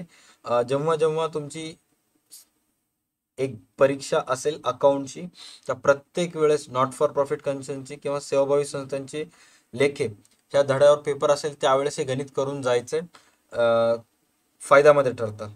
तुम्हाला CA ला पण सेवाभावी संस्थांची वित्तीय लेखे हा धडा आहे आणि BCom सुद्धा आहे, त्यामुळे लवकर साथ सोडणार नाही हा धडा. त्यामुळे आत्ताच बेस्ट चान्स आहे, पक्क करून घ्या. ओके, 12वीची थोडी सिरियसनेस आहे अंगामध्ये, त्यामुळे होऊन जाईल. चला, आता सर्वात पहिले माझं तुम्हाला काय बेसिक प्रश्न आहेत, फटाफट गणित पाहायचे आणि उत्तर देण्याचा प्रयत्न करायचा. ओके, चला गणितचे पहा आणि मला सांगा की या गणितामध्ये तुमचं चालू वर्ष कोणतं आहे. जेवढे स्टुडंट्स लाईव्ह स्ट्रीम पाहिलेत त्यांनी फटाफट आन्सर द्यायचे. चालू वर्ष कोणतं आहे? पहिला क्वेश्चन. या 30 मार्च 2012-13. कमेंट मध्ये सॉरी स्ट्रीमवर जॉईन झालेले स्टुडंट आहेत त्यांचं म्हणणं आहे की 2012 आणि 2013. तुम्हाला काय वाटतंय जे लाईव्ह स्ट्रीम पाहत आहेत, तुमचं फायनान्शियल इयर कोणतं असेल? 12-13. 2012 आणि 2013. नेक्स्ट क्वेश्चन लाईव्ह स्टुडंट जे पाहत आहेत त्यांच्यासाठी आहे. 2012 आणि 2013 या आर्थिक वर्षात ह्या सेवाभावी संस्थेनं फक्त आणि फक्त 2012 आणि 13ची एकूण किती रुपये वर्गणी प्राप्त केली? नीट लक्षात घ्या, 90,100. त्यांना आन्सर देऊच दे तुम्ही कमेंट वाल्यांना. माझा प्रश्न असा होता की 2012 आणि 2013ची किती रुपये प्राप्ती, फक्त आणि फक्त 2012 आणि 13ची किती रुपये प्राप्ती त्यांना आलेली आहे. आन्सर असेल सर 90,100 रुपये 2012-13ची प्राप्ती आलेली आहे. ओके, 2012-13ची प्राप्ती कुठे जाईल? उत्पन्न खात्यामध्ये जाईल, उत्पन्न बाजूस जाईल, वर्गणी 90,100. ओके, हा. त्याच्यानंतर आता तपास चेक करा की तुम्हाला मागील वर्षाची, म्हणजे जर तुमचं चालू वर्ष 12-13 असेल तर मागील वर्ष किती असेल? सर आपलं मागील वर्ष 2011-12. 11-12चं तुम्हाला किती हजार रुपये येणं बाकी होतं? सर 11-12चं 3,500 रुपये येणं बाकी होतं. ओके, आणि त्या 3,500 पैकी चालू वर्षात 12-13 मध्ये 2011 आणि 12चे आपल्याला किती रुपये आलेले आहेत? 3,000. आता जे फर्स्ट टाइम एवढं सगळं बघायला त्याला कन्फ्यूज होईल इयर मध्ये. पहिले करंट इयरला फोकस करायचं. करंट इयर कोणता आहे? 2012-13. 2011-12चं तुम्हाला किती रुपये येणं बाकी होतं? 3,500. प्राप्त किती झाले? 3,000. मग 2011 आणि 12चे अप्राप्त वर्गणी किती रुपये असेल? सर 3,500 रुपये यायचे होते, ₹3000 प्राप्त झाले. राहिले किती मग? ₹500, जे की 2011-12ची अप्राप्त वर्गणी आहे. बरोबर आहे. मग आता त्या ₹500ची नोंद कुठं होईल? उत्पन्न व खर्च खात्यात तर होणार नाही, कारण ते मागील वर्षाची आहे. उत्पन्न व खर्च खात्यात फक्त चालू वर्षाची नोंद होते. बरोबर आहे. मागील वर्षाची नोंद आहे, मागील वर्षाची अप्राप्त आहे. काय वाटतं तुमच्या दोघांना, कॉलवर कनेक्ट झालेल्या स्टुडंट्सला, त्याची नोंद कुठं होईल?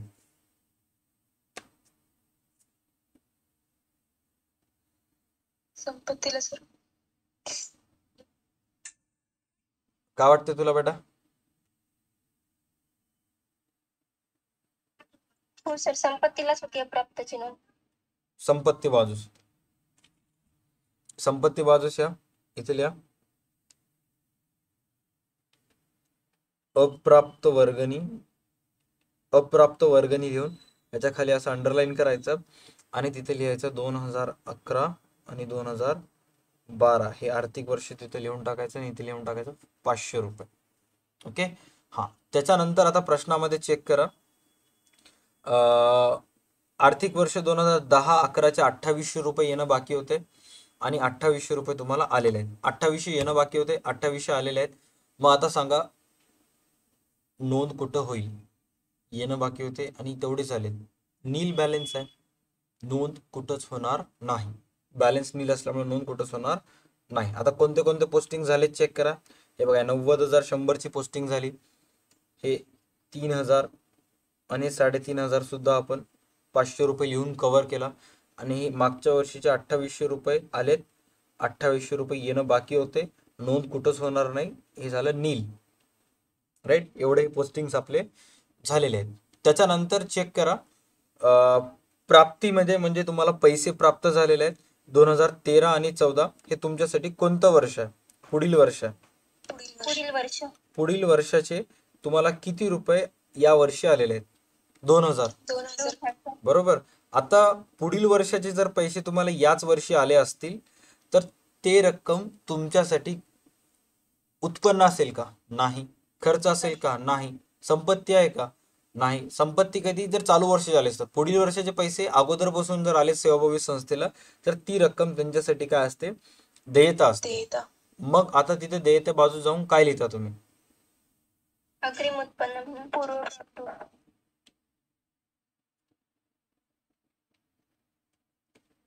अग्रिम ऑब्लिक पूर्व प्राप्त वर्गणी.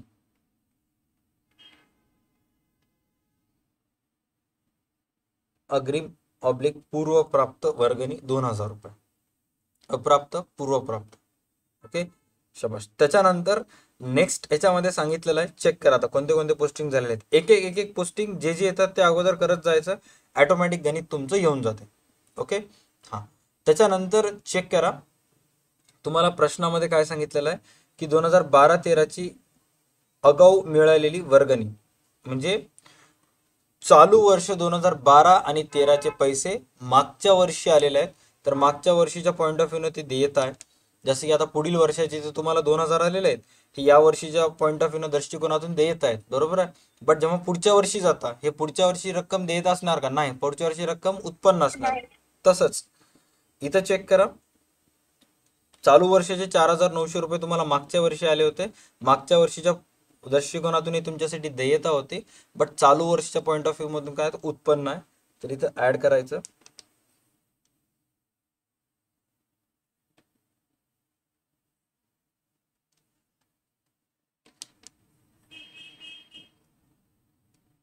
असं म्हणून ऍड करू शकता तुम्ही, चालू वर्षाची पूर्व प्राप्त वर्गणी ₹4900. टोटल किती झाले? 95,000 रुपीज. टोटल किती झाले? 95,000 रुपीज. बरोबर आहे. ह्या प्रश्नामध्ये इथे थोडंसं एक प्रिंट मिस्टेक आहे. प्रिंट म्हणजे ह्याच्या खालचा जे प्रश्न आहे ना ते ह्याच्यामध्ये आलं नाही बघा, एवढं पर्यंत झालेलं आहे. ह्याच्या खाली सुद्धा इन्फॉर्मेशन दिलेली आहे. ते इन्फॉर्मेशन काय दिलेली आहे मी तुम्हाला सांगतो, जस्ट एक मिनिट. हा, पुस्तक आहे माझ्याकडे, पुस्तकमध्ये बघावं लागेल की तिथे एक्झॅक्ट काय माहिती होती, किती रुपये चालू वर्षाचे पूर्व प्राप्त आहेत, अप्राप्त आहेत, ते आपण तपासून घेऊयात एक वेळेस. ओके, कारण प्रश्न एका साईडला आणि बॅलन्स शीट प्रश्न एका साईडला आणि त्याचे समायोजन दुसऱ्या पेजला गेले होते. ओके. प्रश्नामध्ये असं इथे लिहिलेलं आहे,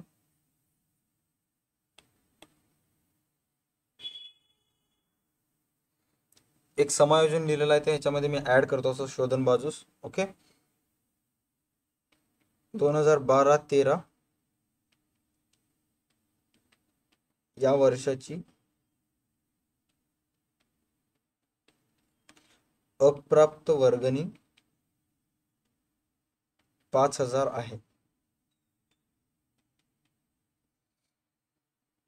2012-13 या वर्षाची अप्राप्त वर्गणी 5,000 रुपये आहे. ओके, समायोजन. हा, चला आता सांगा मग ह्या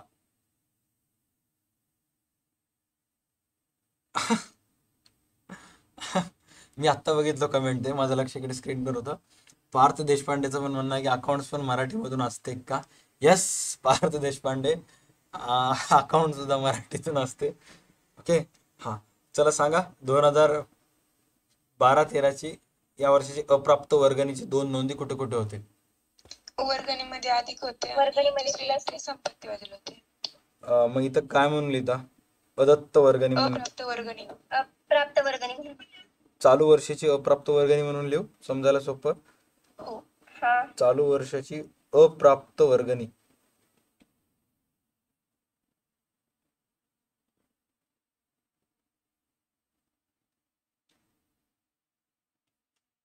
चालू वर्षाची अप्राप्त वर्गणी 5,000.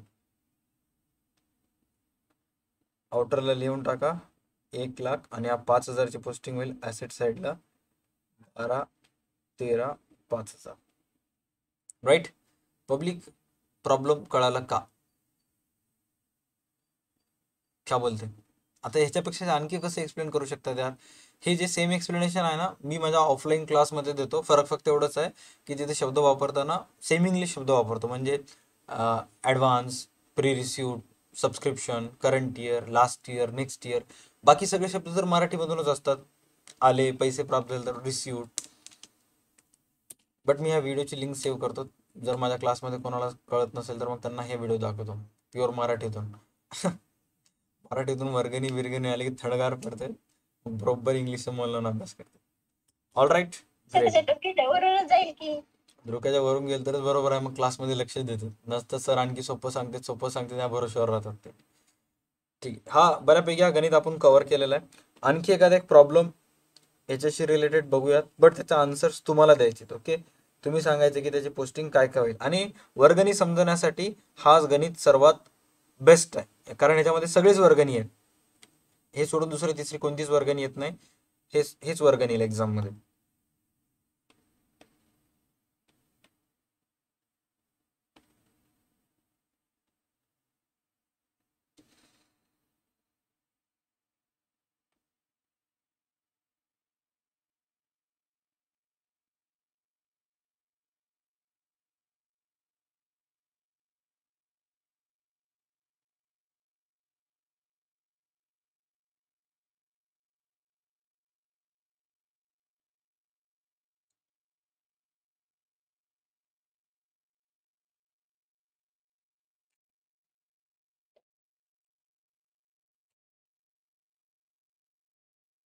चला चेक करा. फटाफट सांगा कमेंट मध्ये, आपल्या ह्या गणितामध्ये चालू वर्ष कोणतं आहे? चालू आर्थिक वर्ष आपल्या गणितामध्ये कोणतं आहे?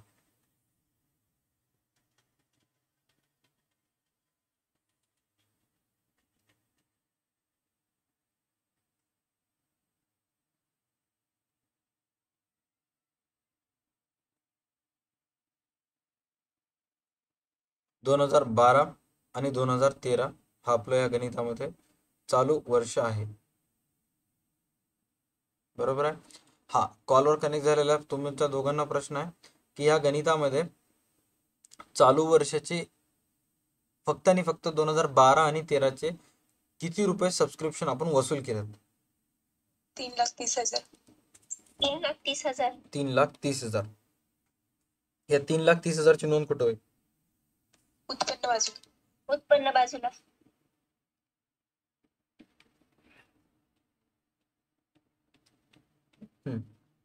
त्याच्यानंतर 2011 आणि 12, 2011 आणि 12चे तुम्हाला 25,000 आलेले आहेत. 11-12चे 30,000 येणं होते. राहिलं डिफरन्स कितीचं? आत्ताच तुम्हाला याची जोडी करून सांगितलं होतं 5,000. 5,000. मग जे 5,000 आहेत ते प्राप्त आहेत का अप्राप्त आहेत? अप्राप्त.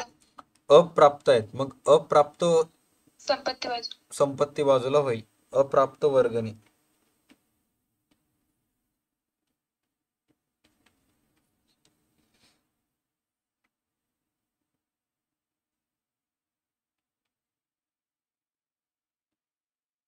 संपत्ती बाजूस. त्याच्यानंतर नेक्स्ट आहे 2010-11.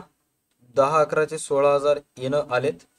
20,000 येणं बाकी होते. किती रुपये अप्राप्त आहेत? 4,000. 4,000. 4,000. मग 4,000 ची नोंद कुठे जाईल? संपत्ती. संपत्ती. 4,000.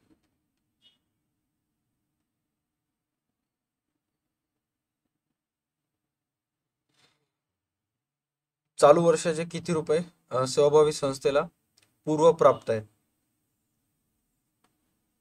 15,000. बरोबर आहे. चालू वर्षाचे एकूण वर्गणी 15,000 रुपये पूर्वप्राप्त आहेत. मग ते मागील वर्षीचे पूर्वप्राप्त चालू वर्षाचे काय होईल? उत्पन्न होईल. ओके, इथे ऍड करूयात आपण.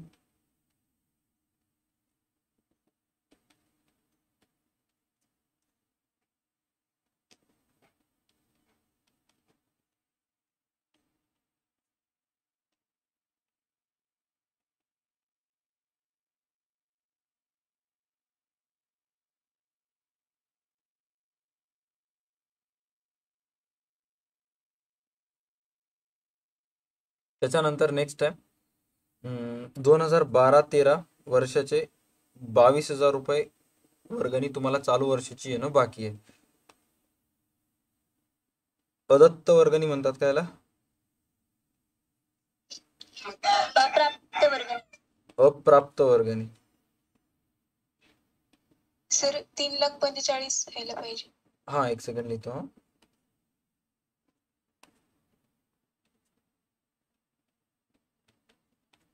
अप्राप्त वर्गणी किती रुपये येईल? अप्राप्त वर्गणी 2,22,000, 3,45,000 प्लस 22,000, 3,67,000.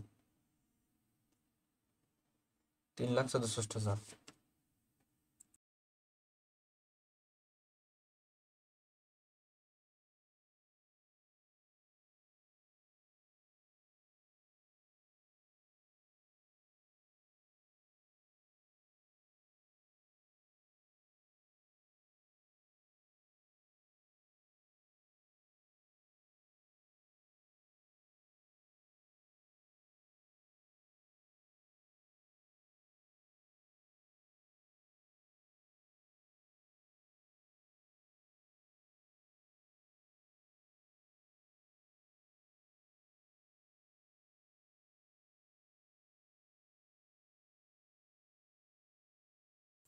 $3,67,000 लिहिला आपण. त्याच्यानंतर एक पोस्टिंग आणखी राहिलेली आहे. ते म्हणजे कोणती आहे सांगू शकता का? एक स्थानांतरण राहिलेलं आहे, कोणतं आहे? 13-14ची वर्गणी सर अग्रिम मिळालेली. ओके. आणि हे जे 22,000 रुपये आहेत अप्राप्त वर्गणीचे 22,000 चालू संपत्ती वर्ष, बाजू. त्याची नोंद कुठं होते? संपत्ती बाजूला. त्याचा दुसरा परिणाम संपत्ती बाजूला लिहावा लागेल. 2012, 2013, 22,000 आउटर कॉलम मधील 31,000. ओके, अप्राप्त वर्गणी. त्यानंतर इथे देयता बाजूस पुढच्या वर्षीची लिहून टाकूयात आपण. पूर्वप्राप्त वर्गणी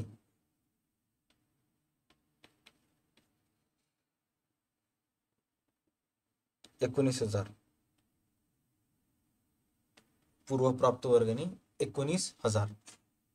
ओके, शाबाश.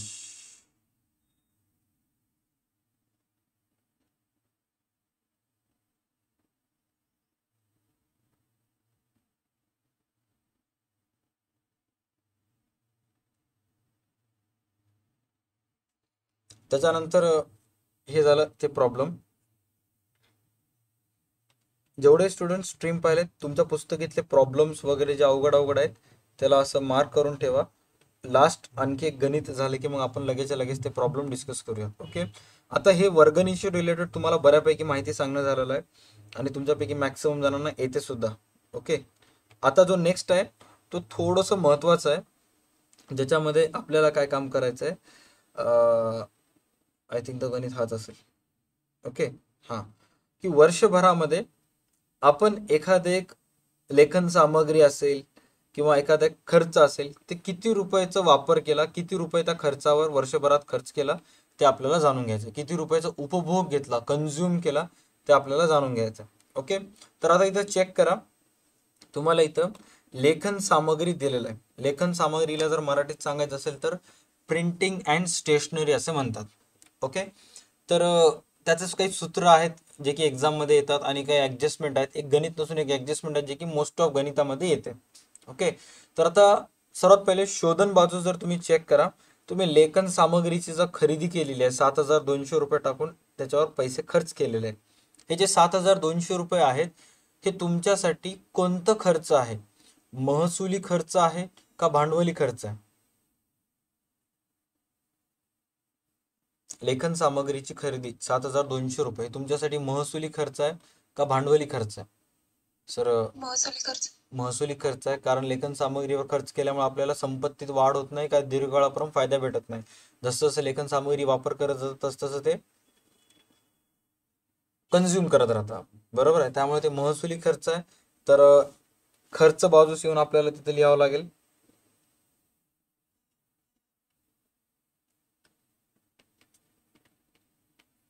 लेखन सामग्री 7,200. बरोबर आहे, 7,200 रुपये आपल्याजवळ ओव्हरऑल लेखन सामग्री आहे. आता लेखन सामग्री 7,200 रुपये आपल्याजवळ आहे हे तर तुम्हाला मान्यच आहे. बरोबर आहे, जे की वर्षभरात खरेदी केला, वर्षभरामध्ये. बट मला सांगा की लेखन सामग्री आपण याच वर्षी खरेदी केलेली असेल का? नाही सर, आपल्याजवळ मागच्या वर्षीची सुद्धा लेखन सामग्री खरेदी केलेला काही स्टॉक किंवा काही मालसाठा शिल्लक राहू शकते. मागच्या वर्षीची लेखन सामग्री किती रुपयाची शिल्लक आहे ते जर चेक करायचं असेल तर तुम्हाला मागील वर्षाची ताळेबंद तपासावं लागेल आणि मागील वर्षीच्या ताळेबंदात दिल्यानुसार किती रुपये मागील वर्षामध्ये लेखन सामग्रीचा साठा शिल्लक आहे, 900 रुपयाचा. बरोबर आहे, मग सर्वात पहिले आपण इथं काय करूयात,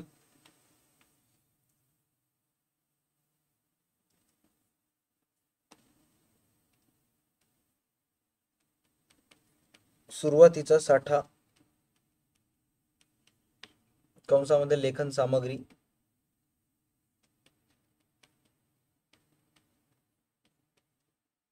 ₹900 लिहूयात आपण इथं. बरोबर आहे, 900 रुपये सामग्रीचा साठा 900 प्लस लेखन सामग्री वर्षभरामध्ये किती खरेदी केला, 7,200. ओके, म्हणजे आता बेरीज जर केलात तुम्ही तर अगोदरपासून 900 रुपयेचा आहे आणि वर्षभरामध्ये 7,200चं खरेदी केलं तर नियर अबाउट 8,100 रुपयेचं ओव्हरऑल लेखन सामग्री तुमच्याजवळ आहे. गणितामध्ये काय सांगितलेलं आहे चेक करा. प्रॉब्लेममध्ये आणखी इथं माहिती दिलेली आहे, हे दोन्हीच्या दोन्ही तर झाले.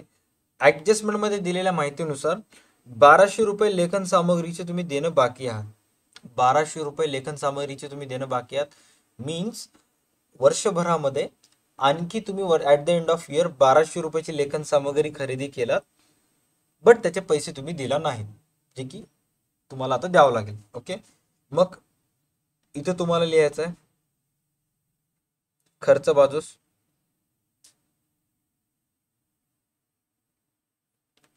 आउटस्टँडिंगला अदत्तच म्हणतात ना, हो सर. हो सर. अदत्त लेखन सामग्री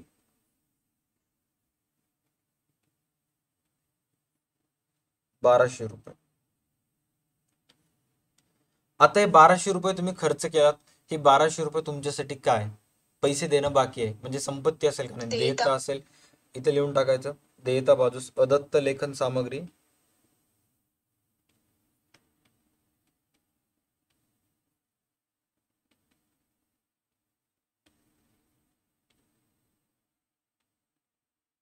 अदत्त लेखन सामग्री 1,200 रुपये.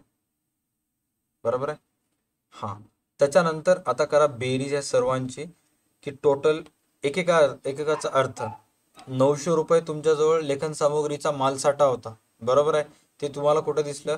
जुन्या ताळेबंदात संपत्ती बाजूस, की मागील वर्षीची एकूण किती रुपये लेखन सामुग्री सुरुवातीला होती? ₹900. त्यानंतर या वर्षभरात तुम्ही किती रुपयाचं खरेदी केलात? ₹7,200. ते कुठं तुम्हाला दिसेल? सर ह्याची नोंद आपल्याला दिलेला आहे शोधन बाजूस, प्रश्नामध्ये शोधन बाजूस. त्यानंतर ₹1,200ची खरेदी केला बट पैसे देणं बाकी आहे वर्षाच्या शेवटी. हे तुम्हाला कुठं दिसेल? समायोजनेत. समायोजन आणि समायोजनचे 2 नोंदी होतात. ते तर आपल्याला दिसलेल्या समायोजनाची 2 नोंदी होतात. ओके. हा, त्याच्यानंतर चेक करा, त्या सर्वांची करा बेरीज. 9,300. 9,300. 9,300. 9,300 सर्वांची काय आली? बेरीज आली. त्याच्यातून वजा करा शिल्लक साठा.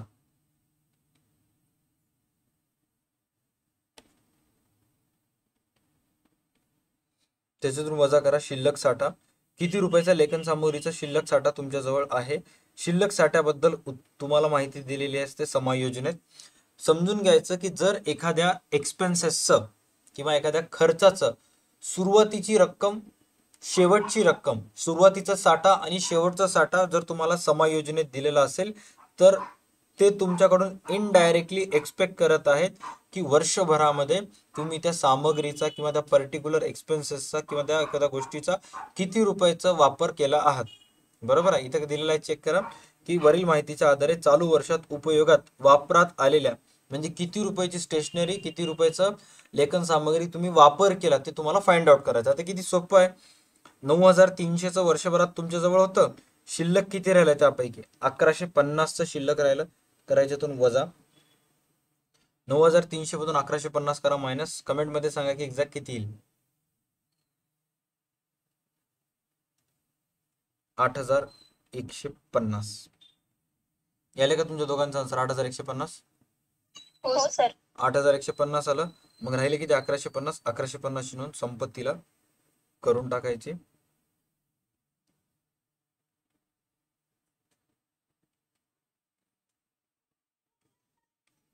शिल्लक मालसाठा.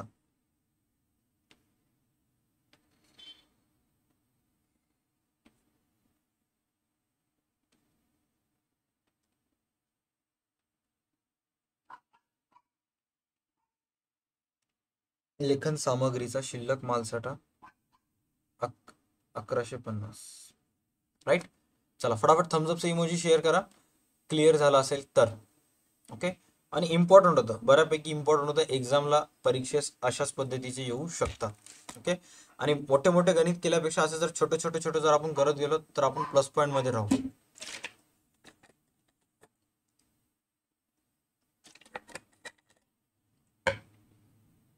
इनकेस जर तुमच्या कोणत्या फ्रेंड्सला या वर्गणीमध्ये किंवा सेवाभावी संस्थेच्या लेखेमध्ये प्रॉब्लेम असेल तर तुम्ही त्यांना लिंक शेअर करू शकता. बट अगोदर तुमचे प्रॉब्लेम सॉल्व्ह होत आहे मग त्यांच्यानंतर. ओके. चलो आता आपल्याला तुमच्या नवीन सिलेबसमधले प्रॉब्लेम्स डिस्कस करायचे आहेत जे तुमच्या 12वीची पुस्तके आहेत. तर सर्वात पहिले सांगा की कोणत्या कोणत्या प्रॉब्लेम्समध्ये तुम्हाला डाऊट आहे. ओके. आणि मग त्या एक एक एक आपण कव्हर करूयात. गणित क्रमांक 91 पेज नंबर 10, क्वेश्चन नंबर 10. म्हणजे आय थिंक मला असं वाटतं की प्रणील स्पोर्ट्स क्लब साताराचं गणित आहे का बघू दे, किंवा प्रणील स्पोर्ट्स क्लब पुण्याचं गणित आहे का.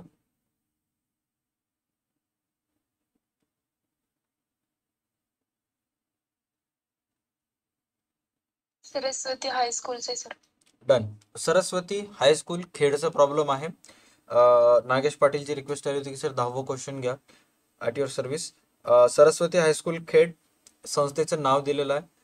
ताळेबंदाची डेट आहे 2018 आणि 19 म्हणजे तुमचं करंट इयर आहे, चालू वर्ष आहे 2018 अँड 2019. बरोबर आहे. आता या प्रॉब्लेम मध्ये या गणितामध्ये तपासा कोणते कोणते ऍडजस्टमेंट तुम्हाला इथे दिलेले आहेत. इथे तुम्हाला वर्गणीच्या ऐवजी शिक्षण शुल्क बद्दल माहिती इथे तुम्हाला दिलेलं आहे. आता जर एखाद्या स्पोर्ट्स क्लबचं गणित असेल किंवा एखाद्या संस्थेचं जर गणित राहिलं असतं तर मग तिथं मे बी आला असतं सबस्क्रिप्शन वगैरे. बरोबर आहे. बट इथं शैक्षणिक शुल्क आलेलं आहे. का शैक्षणिक शुल्क आलेलं आहे? कारण ते गणित त्या स्कूलसाठी ते उत्पन्नाचा स्रोत आहे. बरोबर आहे. एखाद्या स्कूलसाठी ते त्यांचं उत्पन्नाचा स्रोत आहे. आता वर्षभरामध्ये चेक करा की त्या सेवाभावी संस्थेला एकूण किती रुपये शिक्षण शुल्क आलेलं आहे. आता शिक्षण शुल्कला शॉर्टमध्ये जर सांगायचं असेल तर ह्याला इंग्लिशमध्ये म्हणतात tuition fees. Tuition fees, right. एखाद्या स्कूलसाठी ट्युशन फीस काय असते? उत्पन्न असते. ज्या ज्या वेळेस वर्गणी येत नसेल त्यावेळेस शिक्षण शुल्क येते. स्पोर्ट्स क्लबच्या गणितासाठी लॉकर रेंट येते. बरोबर आहे. आणि जर टेम्पल असतील किंवा बाकी जर कोणतं असेल तर त्यावेळेस ते त्यांच्यासाठी काय असते? सबस्क्रिप्शन येते. बट स्कूलचं गणित आलं, ट्युशन फीस, स्पोर्ट्स क्लबचं गणित आलं, तर लॉकर रेंट, जसे की लॉकर रेंटला काय म्हणतात? कप्पा भाडे म्हणतात का?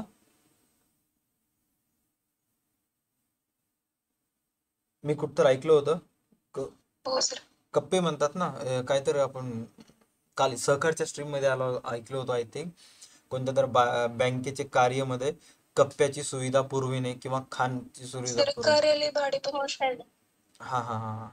खन खन इथं कमेंट मध्ये गोपाल ताडेचा आन्सर आला. खन म्हणतात तिथं. सुरक्षा खन. हा, राईट.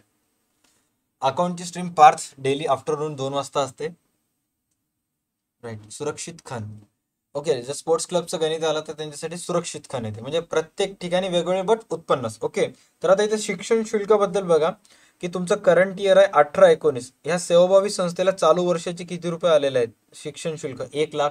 मग हे 1 लाख रुपये कुठे जातील? उत्पन्न व खर्च खात्याच्या उत्पन्न बाजू जातील. उत्पन्न बाजूस तिथे जाऊन तुम्हाला सरळ सरळ लिहून टाकायचंय. जे पण काही अमाऊंट येईल ते उत्पन्न बाजूस म्हणजे उत्पन्न व खर्च खात्याच्या जमा बाजूस तिथं 1 लाख रुपये लिहून टाकायचे. त्याच्यानंतर चेक करा मागील वर्षाचे तुम्हाला किती रुपये आलेले आहेत शिक्षण शुल्क. मागील वर्षाचे 8,000 रुपये आलेले आहेत. आता मागील वर्षाचे किती रुपये येणं बाकी होते? चेक करा. मागील वर्षाचे शिक्षण शुल्कचे 10,000 येणं बाकी होते. आता 10,000 मागील वर्षाचे येणं बाकी होते. 8,000 आले. मग अप्राप्त शिक्षण शुल्क मागील वर्षाची किती आहे? सर 10,000 येणं बाकी होते. 2,000 8,000 आले म्हणजे 2,000. मग त्या 2,000 ची नोंद कुठं जाईल? संपत्ती बाजू. चालू वर्षाच्या ताळेबंदाच्या कोणत्या बाजू जाईल? संपत्ती बाजूस. Got it? सही पकडे? शबाश. आता 1 लाख रुपये तुम्ही या वर्षीच्या उत्पन्न बाजूस लिहिलात. आता ऍडजस्टमेंट मध्ये समायोजनेत काय दिलं राहते? चालू वर्षाचे तुम्हाला किती येणं बाकी आहे? 5,000. मग उत्पन्न बाजूस ते 5,000 काय होईल? ऍड. आणि मग त्याची दुसरी नोंद त्याची दुसरी नोंद कुठं होईल? संपत्ती बाजू. संपत्ती बाजू. संपत्ती बाजू. ओके. बाकी आणखी या गणितामध्ये काय अवघड आहे का सांगा? बाकी सगळं सोपं आहे.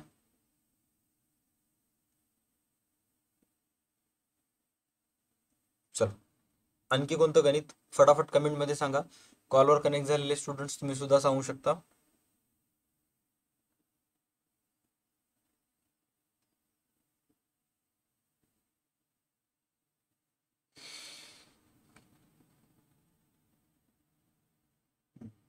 आता गणित क्रमांक 12 बद्दल मी तुम्हाला काहीतरी माहिती सांगतो. गणित क्रमांक 12 पेज नंबर 97 गणित क्रमांक 12 ते झाल्यानंतर मग मी समोरचे तुमचे डाउट्स घेतो. ओके. हा. आता इथे चेक करा. इथे तुम्हाला गणित दिलेलं आहे चेंबर ऑफ कॉमर्स बीड. आणि गणितामध्ये जर तुम्ही बघितलात तर फक्त आणि फक्त तुम्हाला प्राप्त व शोधन खाते दिलेलं आहे. प्राप्त व शोधन खाते दिलेलं. मी तुम्हाला सांगितलं होतं सेवाभावी संस्थांचे जे प्रॉब्लेम आहे त्याच्यामध्ये गणित देत असताना एकतर मागील वर्षाचे तुम्हाला ताळेबंद आणि प्राप्ती व शोधन खाते देण्यात येते किंवा फक्त आणि फक्त प्राप्ती व शोधन खाते देण्यात येते. बरोबर आहे. आता जर मागील वर्षाचे जर ताळेबंद दिले नसेल तर मग जे मागील वर्षाची भांडवल निधी आहे ते तुम्हाला समायोजनेत दिलेले असते. बरोबर आहे. मागील वर्षाचे जे भांडवल निधी आहे ते तुम्हाला समायोजनेत दिले जाते. बरोबर आहे. मग आता इथे गणितामध्ये चेक करा. समायोजनेमध्ये तुम्हाला मागील वर्षाचे भांडवल निधी दिलेला आहे का? जर पूर्णच्या पूर्ण गणित चेक केला तर मागील वर्षाची भांडवल निधी तुम्हाला इथं कुठंच दिलेली नाही. मग आता अशा वेळेस विदाऊट भांडवल निधी गणित करणं पॉसिबल आहे का? आन्सर असेल नो. जोपर्यंत भांडवल निधी माहीत होत नाही तोपर्यंत तुम्हाला गणित करता येत नाही. मग अशा वेळेस आपल्याला फाइंड आउट करायचं आहे. मग आता ज्या गणितामध्ये मागील वर्षाची ताळेबंद दिले नसते त्या गणितामध्ये समायोजनेत भांडवल निधी दिलेला असते. मागील वर्षाच्या ताळेबंद पण दिलेलं नाही, समायोजनेमध्ये भांडवल निधीची रक्कम दिलेली नाही. मग अशा वेळेस तुम्हाला उत्तर तयार करत असताना उत्पन्न व खर्च खाते चालू वर्षाचे तयार करावं लागते, चालू वर्षाचे ताळेबंद तयार करावं लागते, प्लस मागील वर्षाचे सुद्धा ताळेबंद तयार करावं लागते. ओके, आता आपण काय करूयात, या गणितामध्ये चेक करा. वर्षाच्या सुरुवातीचे तुम्हाला काही ऍसेट्स अँड लायबिलिटीज दिलेले आहेत, संपत्ती व देयता दिलेल्या आहेत. त्याच्या आधारे आपण काय करूयात, चालू वर्षाच्या सुरुवातीचे भांड ताळेबंद तयार करूयात, मागील वर्षाचे ताळेबंद तयार करूयात. मग आता कसं करायचं चेक करा.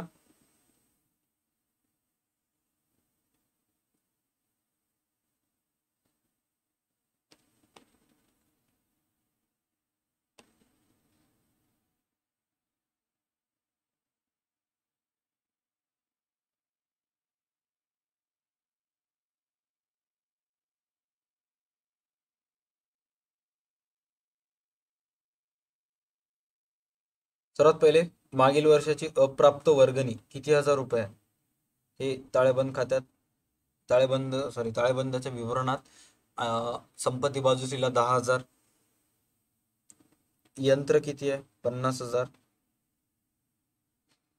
इमारत निधी काय वाटते कोणत्या साईडला जाईल, देयता बाजूला. इमारत निधी देयता बाजूला जाण्याचं मुख्य कारण काय, कारण ते संस्थेसाठी भांडवल प्राप्ती आहे, कॅपिटल रिसीट आहे. ओके, 2,10,000. गुंतवणूक 3,00,000.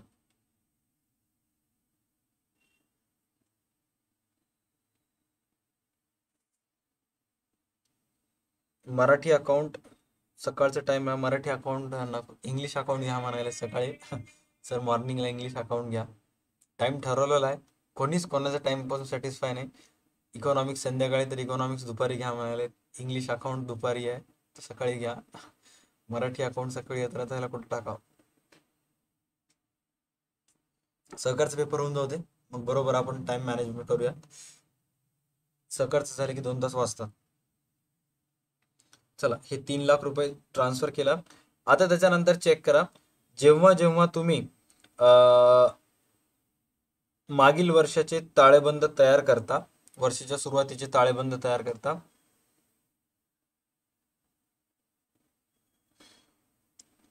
त्यावेळेस प्राप्ती व शोधन खात्यामध्ये जे बँक शिल्लक असते ते कंपल्सरीली तुम्हाला प्राप्ती व शोधन खात्याची सुरुवातीची रक्कम असते बँक शिल्लक, ते तुम्हाला संपत्ती बाजूस घ्यावे लागते. बरोबर आहे. रिझन, चालू वर्षाची सुरुवातीची शिल्लक मागील वर्षाची शेवटची शिल्लक असते म्हणून. 22,250. चला करा बेरीज. कॉलवर कनेक्ट झालेले स्टुडंट्स आणि किती किती आले सांगा, का आणखी काही घेणं बाकी आहे. हे बघा, वर्गणी सुद्धा झाली, मागील वर्षाची वर्गणी, यंत्र झालं, गुंतवणूक झालं, बँक शिल्लक सुद्धा झाली.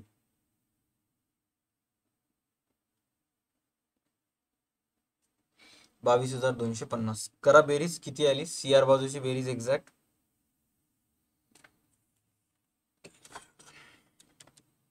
82,250. 3,82,250. 3,82,250. ओके. क्लासच्या सुरुवातीला काय सांगितलं होतं मी, भांडवल निधी जर काय जाणून घ्यायचा असेल तर तुम्हाला काय करावं लागते, संपत्ती सुरुवातीच्या संपत्तीमधून सुरुवातीची देयता वजा करावं लागते. सुरुवातीची संपत्ती आहे 3,82,250, वर्षाच्या सुरुवातीची संपत्ती. त्या 3,82,250 मधून सुरुवातीची देयता मायनस करायचं, शिल्लक किती राहील, 1,72,250. 1,72,250. भांडवल निधी.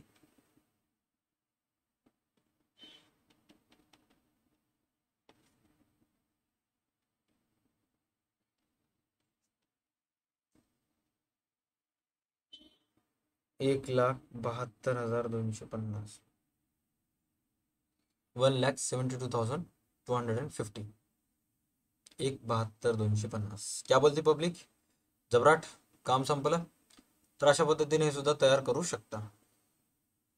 फटाफट थम्सअपचे इमोजी शेअर करा क्लिअर झाला असेल तर. आणि खूप बेसिक शांत सकाळ सकाळचं एकदम वातावरण आहे, काही घाई नाही, गडबड नाही, एकदम रिलॅक्स मोडमध्ये स्ट्रीम चालू आहे. असं वाटणं सुद्धा गेलं की माझा सब्जेक्ट नाही आहे. ॲक्च्युली माझा सब्जेक्ट नाही आहे मराठी, पण माझा सब्जेक्ट इंग्लिश मिडियमचा अकाउंट आहे, बरोबर आहे. आणि मराठी मिडियमचा आपण एकदम रिलॅक्स फ्लोमध्ये शिकवायला काहीच प्रॉब्लेम नाही.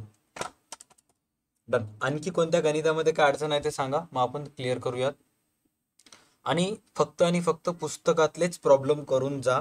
पुस्तकीच्या बाहेरचे इकडचे तिकडचे एकही करू नका. फक्त आणि फक्त पुस्तकीतलेच करा, बेनिफिटमध्ये राहतात. ओके, त्याच्या बाहेरचे एकही करू नका. आणि ॲटलिस्ट प्रत्येक प्रॉब्लेम पुस्तकीमध्ये जेवढेही प्रॉब्लेम्स आहेत ते प्रत्येक प्रॉब्लेम 10 तारखेच्या अगोदर 3 वेळेस ओव्हरलुक झाला पाहिजे. ओव्हरलुक म्हणजे काय?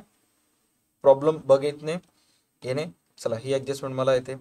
हां, हे याच्यातून लेस ते त्याच्यातून लेस त्याच्यातून ॲड होते. हे ॲडजस्टमेंट घसारायचे हे सुद्धा येते.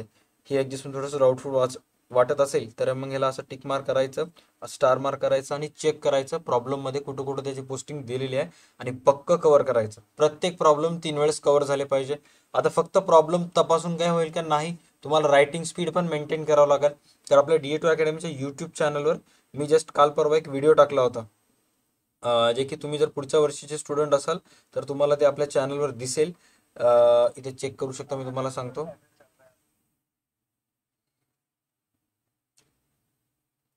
हे असं व्हिडिओजच्या सेक्शनमध्ये जायचं. इथे तुम्ही बघू शकता की पुस्तकपालन आणि लेखाकर्माची महत्त्वाची उदाहरणे. तुमच्याच बॅचचे आत्तापर्यंत जवळपास 1900 पैकी आणि 2000 पैकी स्टुडंट्सनी बघितलेले आहेत.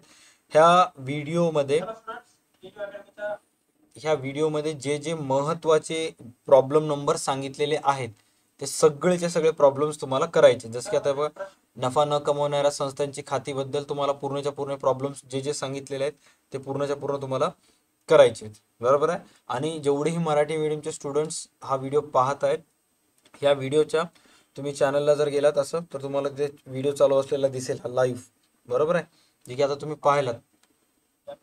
आता हे असं व्हिडिओमध्ये आल्यानंतर तुम्हाला असं मोरला क्लिक करायचं आहे.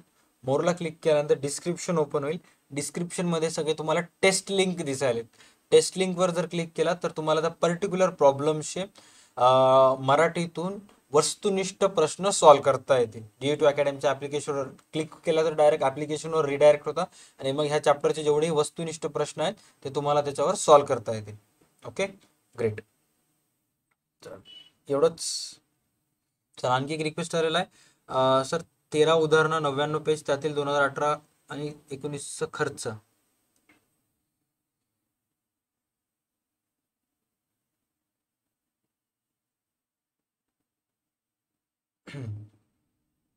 चला, आता हे गणित आहे. जय हनुमान व्यायामशाळा औरंगाबादचा हा प्रॉब्लेम आहे.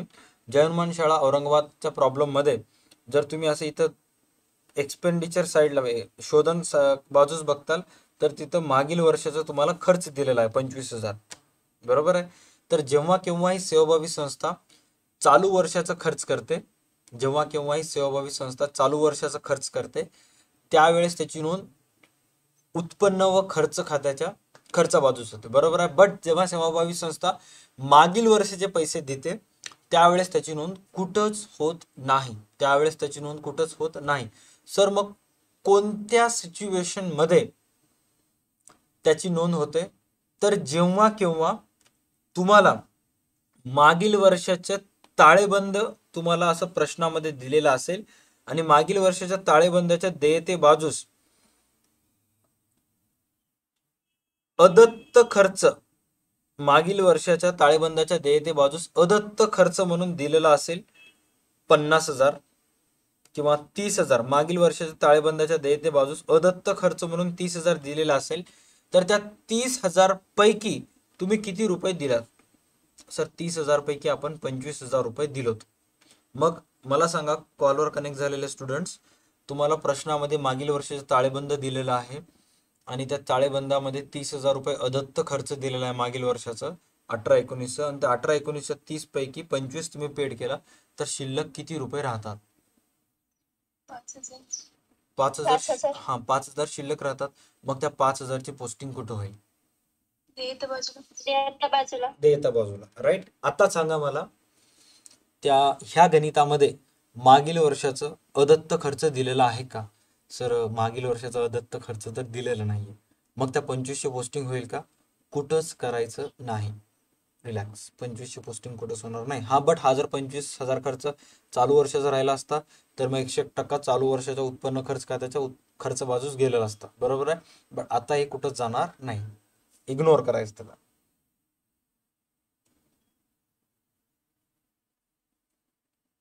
दोन ऍडजस्टमेंट आलेले आहेत, दोन्हीचे दोन्ही विचारलेले आहेत. सर त्या क्वेश्चन 10 मध्ये घसारा बुक मध्ये चुकीचं दिलेला आहे का? प्रश्न क्रमांक 10 तो बघितलं होतं ऍडजस्टमेंट. एक सेकंड मी हा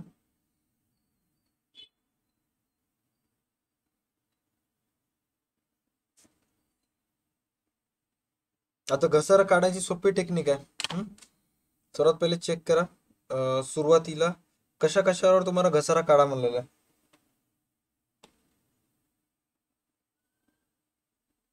15% पुस्तकांवर, 10% उपस्करावर. ठीक आहे, 15% पुस्तकावर. पुस्तकाची सुरुवातीची रक्कम किती आहे? 22,000.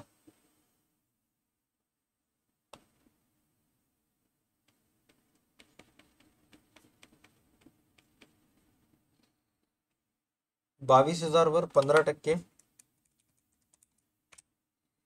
3300 रुपये येते. आणि वर्षभरात तुम्ही कितीची पुस्तके खरेदी केलात? 15,000ची. 119 ला खरेदी केलात म्हणजे 15,000 वर 15% किती महिन्याचे निघते? 3.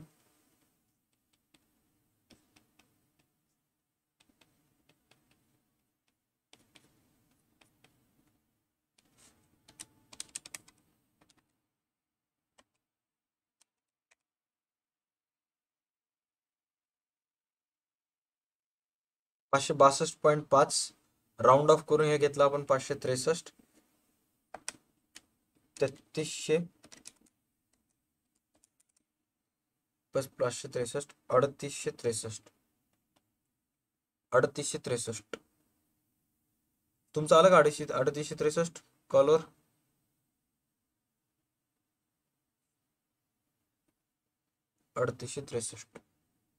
हो सर.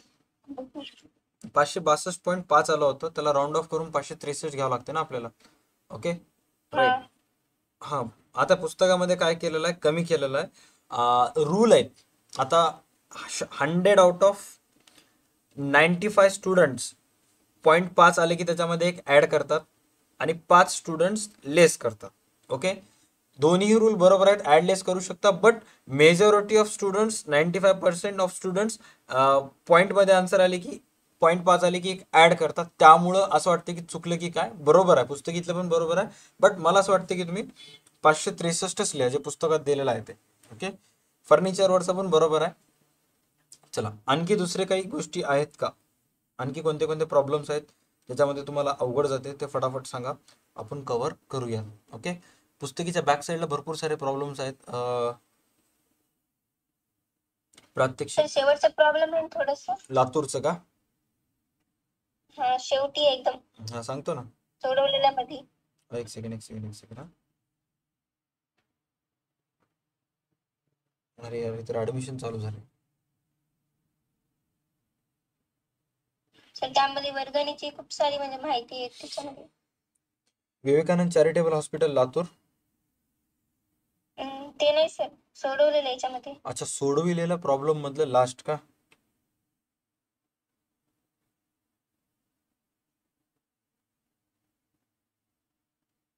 हा हा हा, हेच आहे हेच. ह्याची प्रत्येकाच्या पुस्तकात चेक करा. 1,03,000 रुपयाचा आहे का? कारण काय काय पुस्तकामध्ये चुकीचं प्रिंट झालेलं आहे. एक वेळेस त्याची अमाऊंट व्यवस्थित चेक करून घ्या. ओके, हे जेवढं दिसायला अवघड दिसायला त्यापेक्षा 10 पट प्रॉब्लेम ते सोपं आहे. 1,00,000 चेक करा. 1,03,000 आहे का 1,03,000 येते तिथं. मला फक्त इथं अमाऊंट सांगा तुमच्या पुस्तकात काय दिलेलं आहे.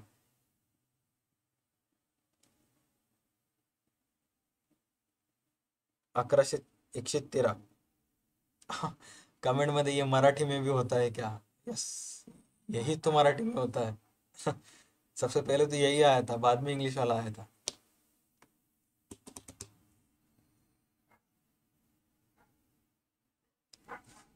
अरे भाई इथले अमाऊंट चुकीचे आहे रे, मला असं वाटलेलं आहे.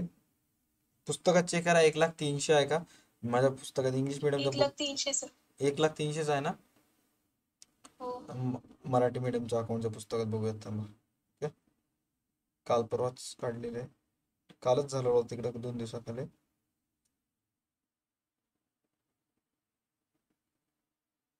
राईट, 1,03,000 मराठी मीडियमचं पुस्तक.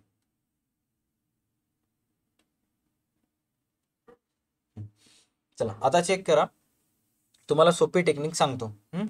जेव्हा केव्हाही समायोजन असं बॉक्समध्ये येते, जेव्हा केव्हा आपण समायोजन असं बॉक्समध्ये येते, तेव्हा जे मोस्ट ऑफ टाइम पहिलं कॉलम असते ते असते मागील वर्षाचं.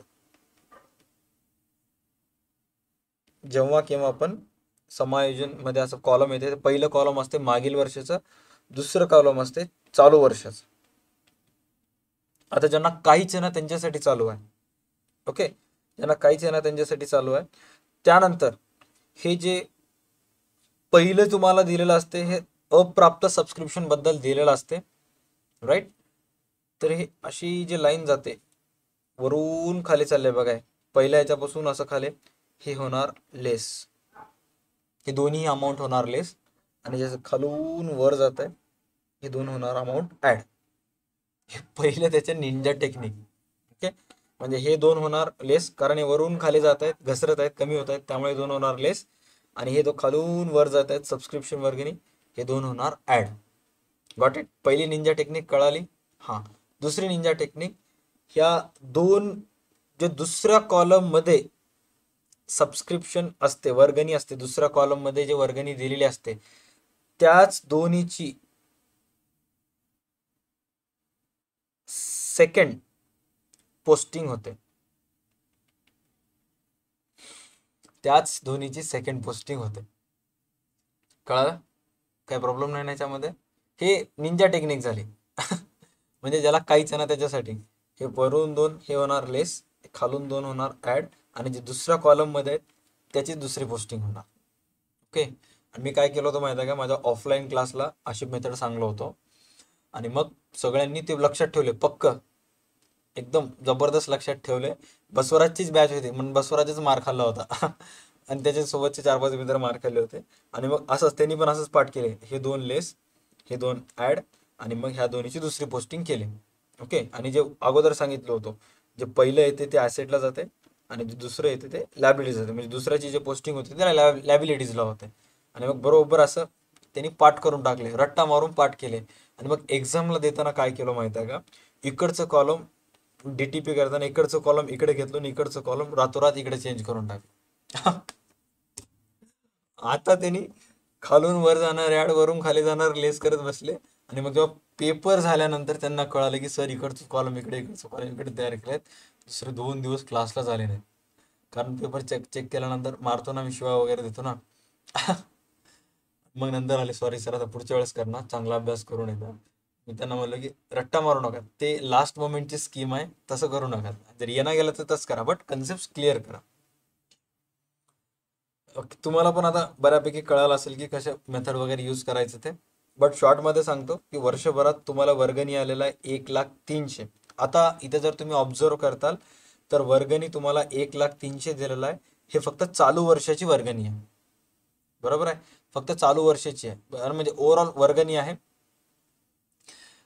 त्याच्यामध्ये मागील वर्षाचं पुढील वर्षाचं काहीच दिलं नाही. तर जेव्हा अशा चॅप्टरमध्ये वर्गणी येते आणि मागील वर्षाची आणि पुढील वर्षाची असं काहीच सांगत नाही, फक्त आणि फक्त वर्गणी येते, तर त्याच्यामध्ये मॅक्सिमम चान्सेस असतात, जास्तीत जास्त चान्सेस असतात की त्या वर्गणीमध्ये मागील वर्षाची रक्कम आणि पुढील वर्षाची वर्गणीची रक्कम समाविष्ट असते. ओके, हेरकरचं प्रश्न आहे की सर असं इकडचं इकडे इकडचं इकडे येईल का? आलं तर क्लिअर कट खूप सारे जण क्लीन बोल्ड होणार. समजायचं कसं, उलट दिलेलं आहे, हे जे क्वेश्चन मार्क असतात हे इकडच्या कॉलम मध्ये येतात. जर क्वेश्चन मार्क पहिल्या कॉलम मध्ये आले तर समजून घ्यायचं उलट देण्यात आलेलं आहे. ओके, क्वेश्चन मार्क जर दुसऱ्या कॉलम मध्ये असतील तर मग रेग्युलर. जर क्वेश्चन मार्क पहिल्या कॉलम मध्ये आला तर समजायचं कुछ ना कुछ गडबड आहे दया. ओके, हा, आता काय करायचंय, हे जे 1,03,000 आहेत हे तुम्हाला सरळ सरळ उत्पन्न बाजूस लिहून टाकायचं आहे. त्याच्यानंतर वाचायचं कसं, अप्राप्त वर्गणी मागील वर्षाची 9,000. मागील वर्षाची अप्राप्त वर्गणी किती आहे? 9,000. म्हणजे मागील वर्षाची स्टील किती रुपये तुम्हाला येणं बाकी आहेत? 9,000. तुम्हीच सांगा हे 9,000 रुपये का होतात मागील वर्षाचे अप्राप्त? प्लस होते. वजा होतात. एक जण आहे. सर वजा. काय वाटते अवसरे? वजा होतात सर. वजा होतेच. हा, मागील वर्षाचे अप्राप्त आहे. मागील वर्षाची न प्राप्त झालेली रक्कम या वर्षभरात तुम्हाला आलेली आहे, बरोबर आहे. मग त्या 1,03,000 मधून वजा होतात. 1,03,000 मधून वजा होतात. मागील वर्षाचे अप्राप्त वजा अप्राप्त वर्गणी चालू वर्षाची काय होते? ऍड प्लस होते सर. प्लस होते, बरोबर आहे. हा, त्यानंतर पूर्व प्राप्त वर्गणी मागील वर्षाची म्हणजे चालू वर्षाचे पैसे मागेच वर्ष वेळेला होते हे होतील ऍड. प्लस होतात. हा, आणि पूर्व प्राप्त वर्गणी पुढील वर्षाचे पैसे अगोदर आले हे काय होतात? मायनस. मायनस. हा, आता मी सांगलेली टेक्निक तुम्ही वापरा. सरळ सरळ हे वरून खाली येणार तुम्ही लेस करा, खालून वर जाणार तुम्ही ऍड करा. दुसऱ्या कॉलम मधल्याची दुसरी पोस्टिंग होतात, पहिल्याची दुसरी पोस्टिंग होते, असेटला दुसऱ्याची दुसरी पोस्टिंग होते. लायबिलिटीजला विषय समा, लाईफ सॉर्ट आउट. ओके, ह्याची स्क्रीनशॉट काढून घ्या आणि मॅटर क्लोज करून टाका.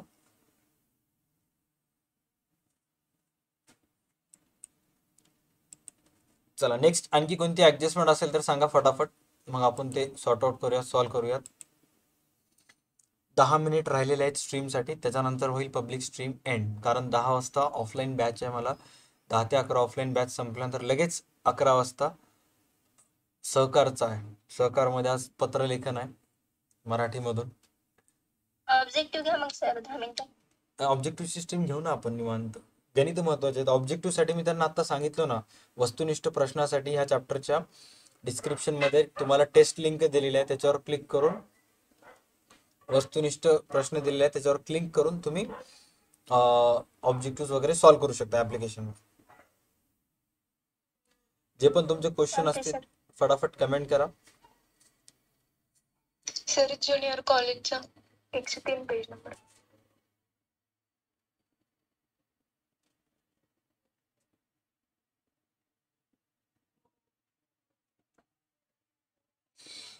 चला, कृष्णा ज्युनियर कॉलेजचा प्रॉब्लेम तुम्हाला इथे दिलेला आहे. महाबळेश्वर. या प्रॉब्लेम मध्ये शिक्षण शुल्क ट्युशन फीस 7,000 रुपये आलेली आहे मागील वर्षाची, चालू वर्षाची 70,000 रुपये ट्युशन फीस आलेली आहे. ओके, त्याच्यामध्ये चेक करा. इथं काय सांगितलेलं आहे की चालू वर्षाची शिक्षण फीस 10,000 येणं बाकी आहे. वर्षभरात तुम्हाला शिक्षण शुल्क किती आलेलं आहे? 70,000. तर उत्पन्न बाजू जाऊन तुम्ही ते 70,000 लिहिता. त्या 70,000 मध्ये चालू वर्षाचे 10,000 काय करता? ऍड करता. आणि मग 80,000 टोटल लिहिता आउटर कॉलम मध्ये, आणि या 10,000 ची पोस्टिंग कुठे जाईल? संपत्ती बाजू, बरोबर आहे. मागच्या वर्षीचे तुम्हाला किती रुपये आले होते? मागच्या वर्षीचे सर आपल्याला आले होते 7,000 रुपये आले होते. आता प्रश्नामध्ये चेक कर, मागच्या वर्षीचे शिक्षण शुल्क किती रुपये येणं बाकी होते हे तुला ऍडजस्टमेंट मध्ये दिलेलं आहे का? यस सर, आपल्याला मागच्या वर्षीचे किती रुपये येणं बाकी होते चेक करा. मागच्या वर्षीचे किती येणं बाकी होते? 7 आले ना, 7 येणं बाकी होते. 7 ला 7 आले. मग दुसरी पोस्टिंग हो. होईल का? नील. नाही होणार. दुसरी पोस्टिंग नाही काय होणार होणार? सर. नील. जर समजा इथं जर 17,000 राहिलं असतं, 17,000, 17 पैकी किती आले होते मग तुला? 7 राहिले 7. किती? 10. 10 ची पोस्टिंग कुठे गेली असती? ऍसेटला. ओके, आता हे गणित आलेलंच आहे. तर आपण लगे हात या गणिताचं मागील वर्षाचे ताळेबंद आपण फाइंड आउट करूयात. किती किती येईल ते बघा. आता मागील वर्षाचे ताळेबंद फाइंड आउट करण्याची टेक्निक कोणत्या गणितामध्ये मागील वर्षाचं ताळेबंद कसं कसं असते? सर्वात पहिले चेक करा. तुम्हाला गणितामध्ये मागील वर्षीचे ताळेबंद दिलेलं आहे का? प्रश्नामध्ये दिलेलं नाही. त्यानंतर ऍडजस्टमेंट मध्ये चेक करा. ऍडजस्टमेंट मध्ये तुम्हाला मागील वर्षाच्या भांडवल निधीबद्दल काही इन्फॉर्मेशन दिलेली आहे का? काहीच दिलेलं नाहीये. मागील वर्षाचे किंवा वर्षाच्या सुरुवातीचे ऍसेट्स अँड लायबिलिटीज दिलेले आहेत, राईट. मग ऍसेट्स अँड लायबिलिटीज बद्दल इन्फॉर्मेशन दिलेलं असेल तर तुम्हाला कॅपिटल फंड फाइंड आउट करायचा, भांडवल निधी फाइंड आउट करायचा. कसं कसं फाइंड आउट करायचं? सर्वात पहिले लिहायचं इमारत 18 लाख, फर्निचर 7 लाख, पुस्तके 5 लाख, बँक ठेव लायबिलिटीज आहे, अरे बँक डिपॉझिट ऍसेट आहे ना, संपत्ती आहे 3 लाख रुपये.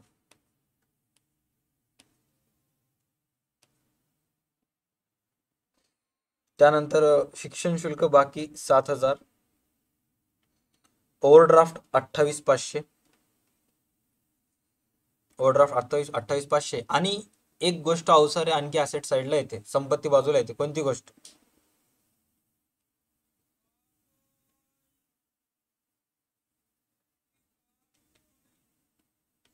सांगू सर. सांगा. सर रोख शिल्लक किती आहे? रोख शिल्लक, चालू वर्षाची शिल्लक. चालू वर्षाची शिल्लक मागील वर्षाची शेवटची असते ना, 23,500. 23,500.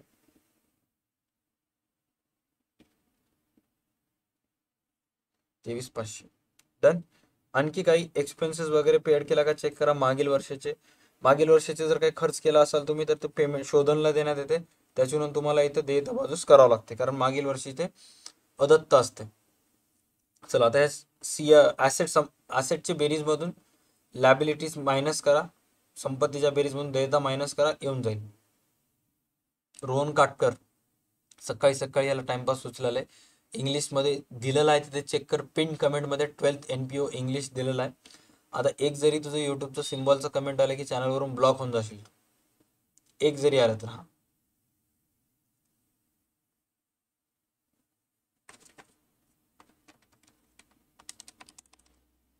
18 लाख, 7 लाख, 5 लाख, 3 लाख आणि 23,500. 33,23,500.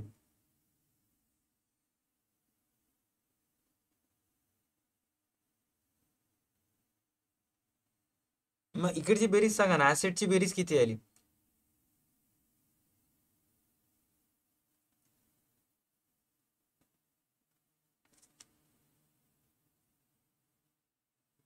तीन लाख 33,500. 3,33,500 आली ऍसेटची बेरीज. नाही हो सर. चेक करतो म्हणून माझं चुकलं का? 18 लाख तर बिल्डिंगचे आहेत, इमारतीचे आहेत. 18 लाख. फर्निचर 7 लाख. नाही सर, 33,30,500 येते. चेक करू ना. हा 18 7 25 आणि 5 30. त्याच्यानंतर 7,000.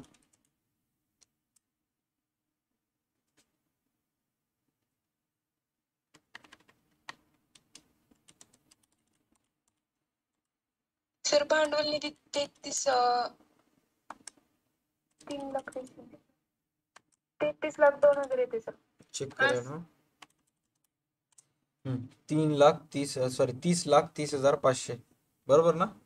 30,30,500 बोलायला. 33 लाख यायला मला कमेंट मध्ये. नाही सर, 33 लाखच येते. 33 लाखच येते सर. मी एक मिनिट, माझी टोटल मे बी चुकली असेल, मी फाइंड आउट करतो. एक सेकंड ना. सर तुम्ही ती मुदत ठेवची घेतली, ती बँक ठेवची घेतली नसेल सर. घेतलं नाही, तुम्हाला दिसणार गेलं स्क्रीन. हा मग ती नाही घेतल्यावरच येणार नाही ना, मग बाकी सगळं येते. अहो घेतलेलं आहे ना, तुम्हाला स्क्रीनवर चेक करा. नाही यायली, मी माझं नाही, कॅल्क्युलेशन. तुम्ही कॅल्क्युलेट करताना म्हणाले. हा कॅल्क्युलेट करताय ना तुम्ही. कॅल्क्युलेट करताना राहिली असेल, राईट. हा 33 लाख आलं. आणि मग 33 lakh plus 23,500. 33 lakh plus 23,500 plus 7,000. 33,30,500 लागले ना सीआरची बेरीज, ऍसेटची बेरीज. हो सर. 33,30,500. त्यातून 28,500 मायनस 33,02,000. हो सर. 33,02,000 भांडवल निधी. राईट.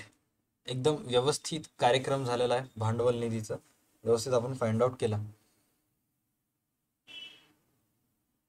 डन. चलो दॅट्स इट गाईस. सो चांगलं वाटलं मराठी अकाउंट फर्स्ट टाइम लेखी सेवाभावी संस्थेचे लेखी हा चॅप्टर शिकून तुम्हाला. सो उद्या जेव्हा आपला क्लास स्टार्ट होईल, तर उद्याच्या क्लासमध्ये आपण भागीदाराचा प्रवेश बद्दल थोडीशी माहिती जाणून घेऊयात. तो चॅप्टर बद्दल कसं कसं पोस्टिंग करायचं, ख्याती कसं कॅल्क्युलेट करायचं, काय नाही, व्यवस्थित उद्या सकाळी करेक्ट 7:30 वाजता आपण जॉईन करूया. Okay. Great. Thank you so much. भेटूयात उद्याच्या क्लासमध्ये. थँक्यू सो मच तुमच्या दोघांचंही जॉईन झाल्याबद्दल. भेटूयात उद्याच्या क्लासमध्ये. चलो tata bye bye. Take care. Stay connected. Students, हा व्हिडिओ पूर्णपणे बघितल्याबद्दल.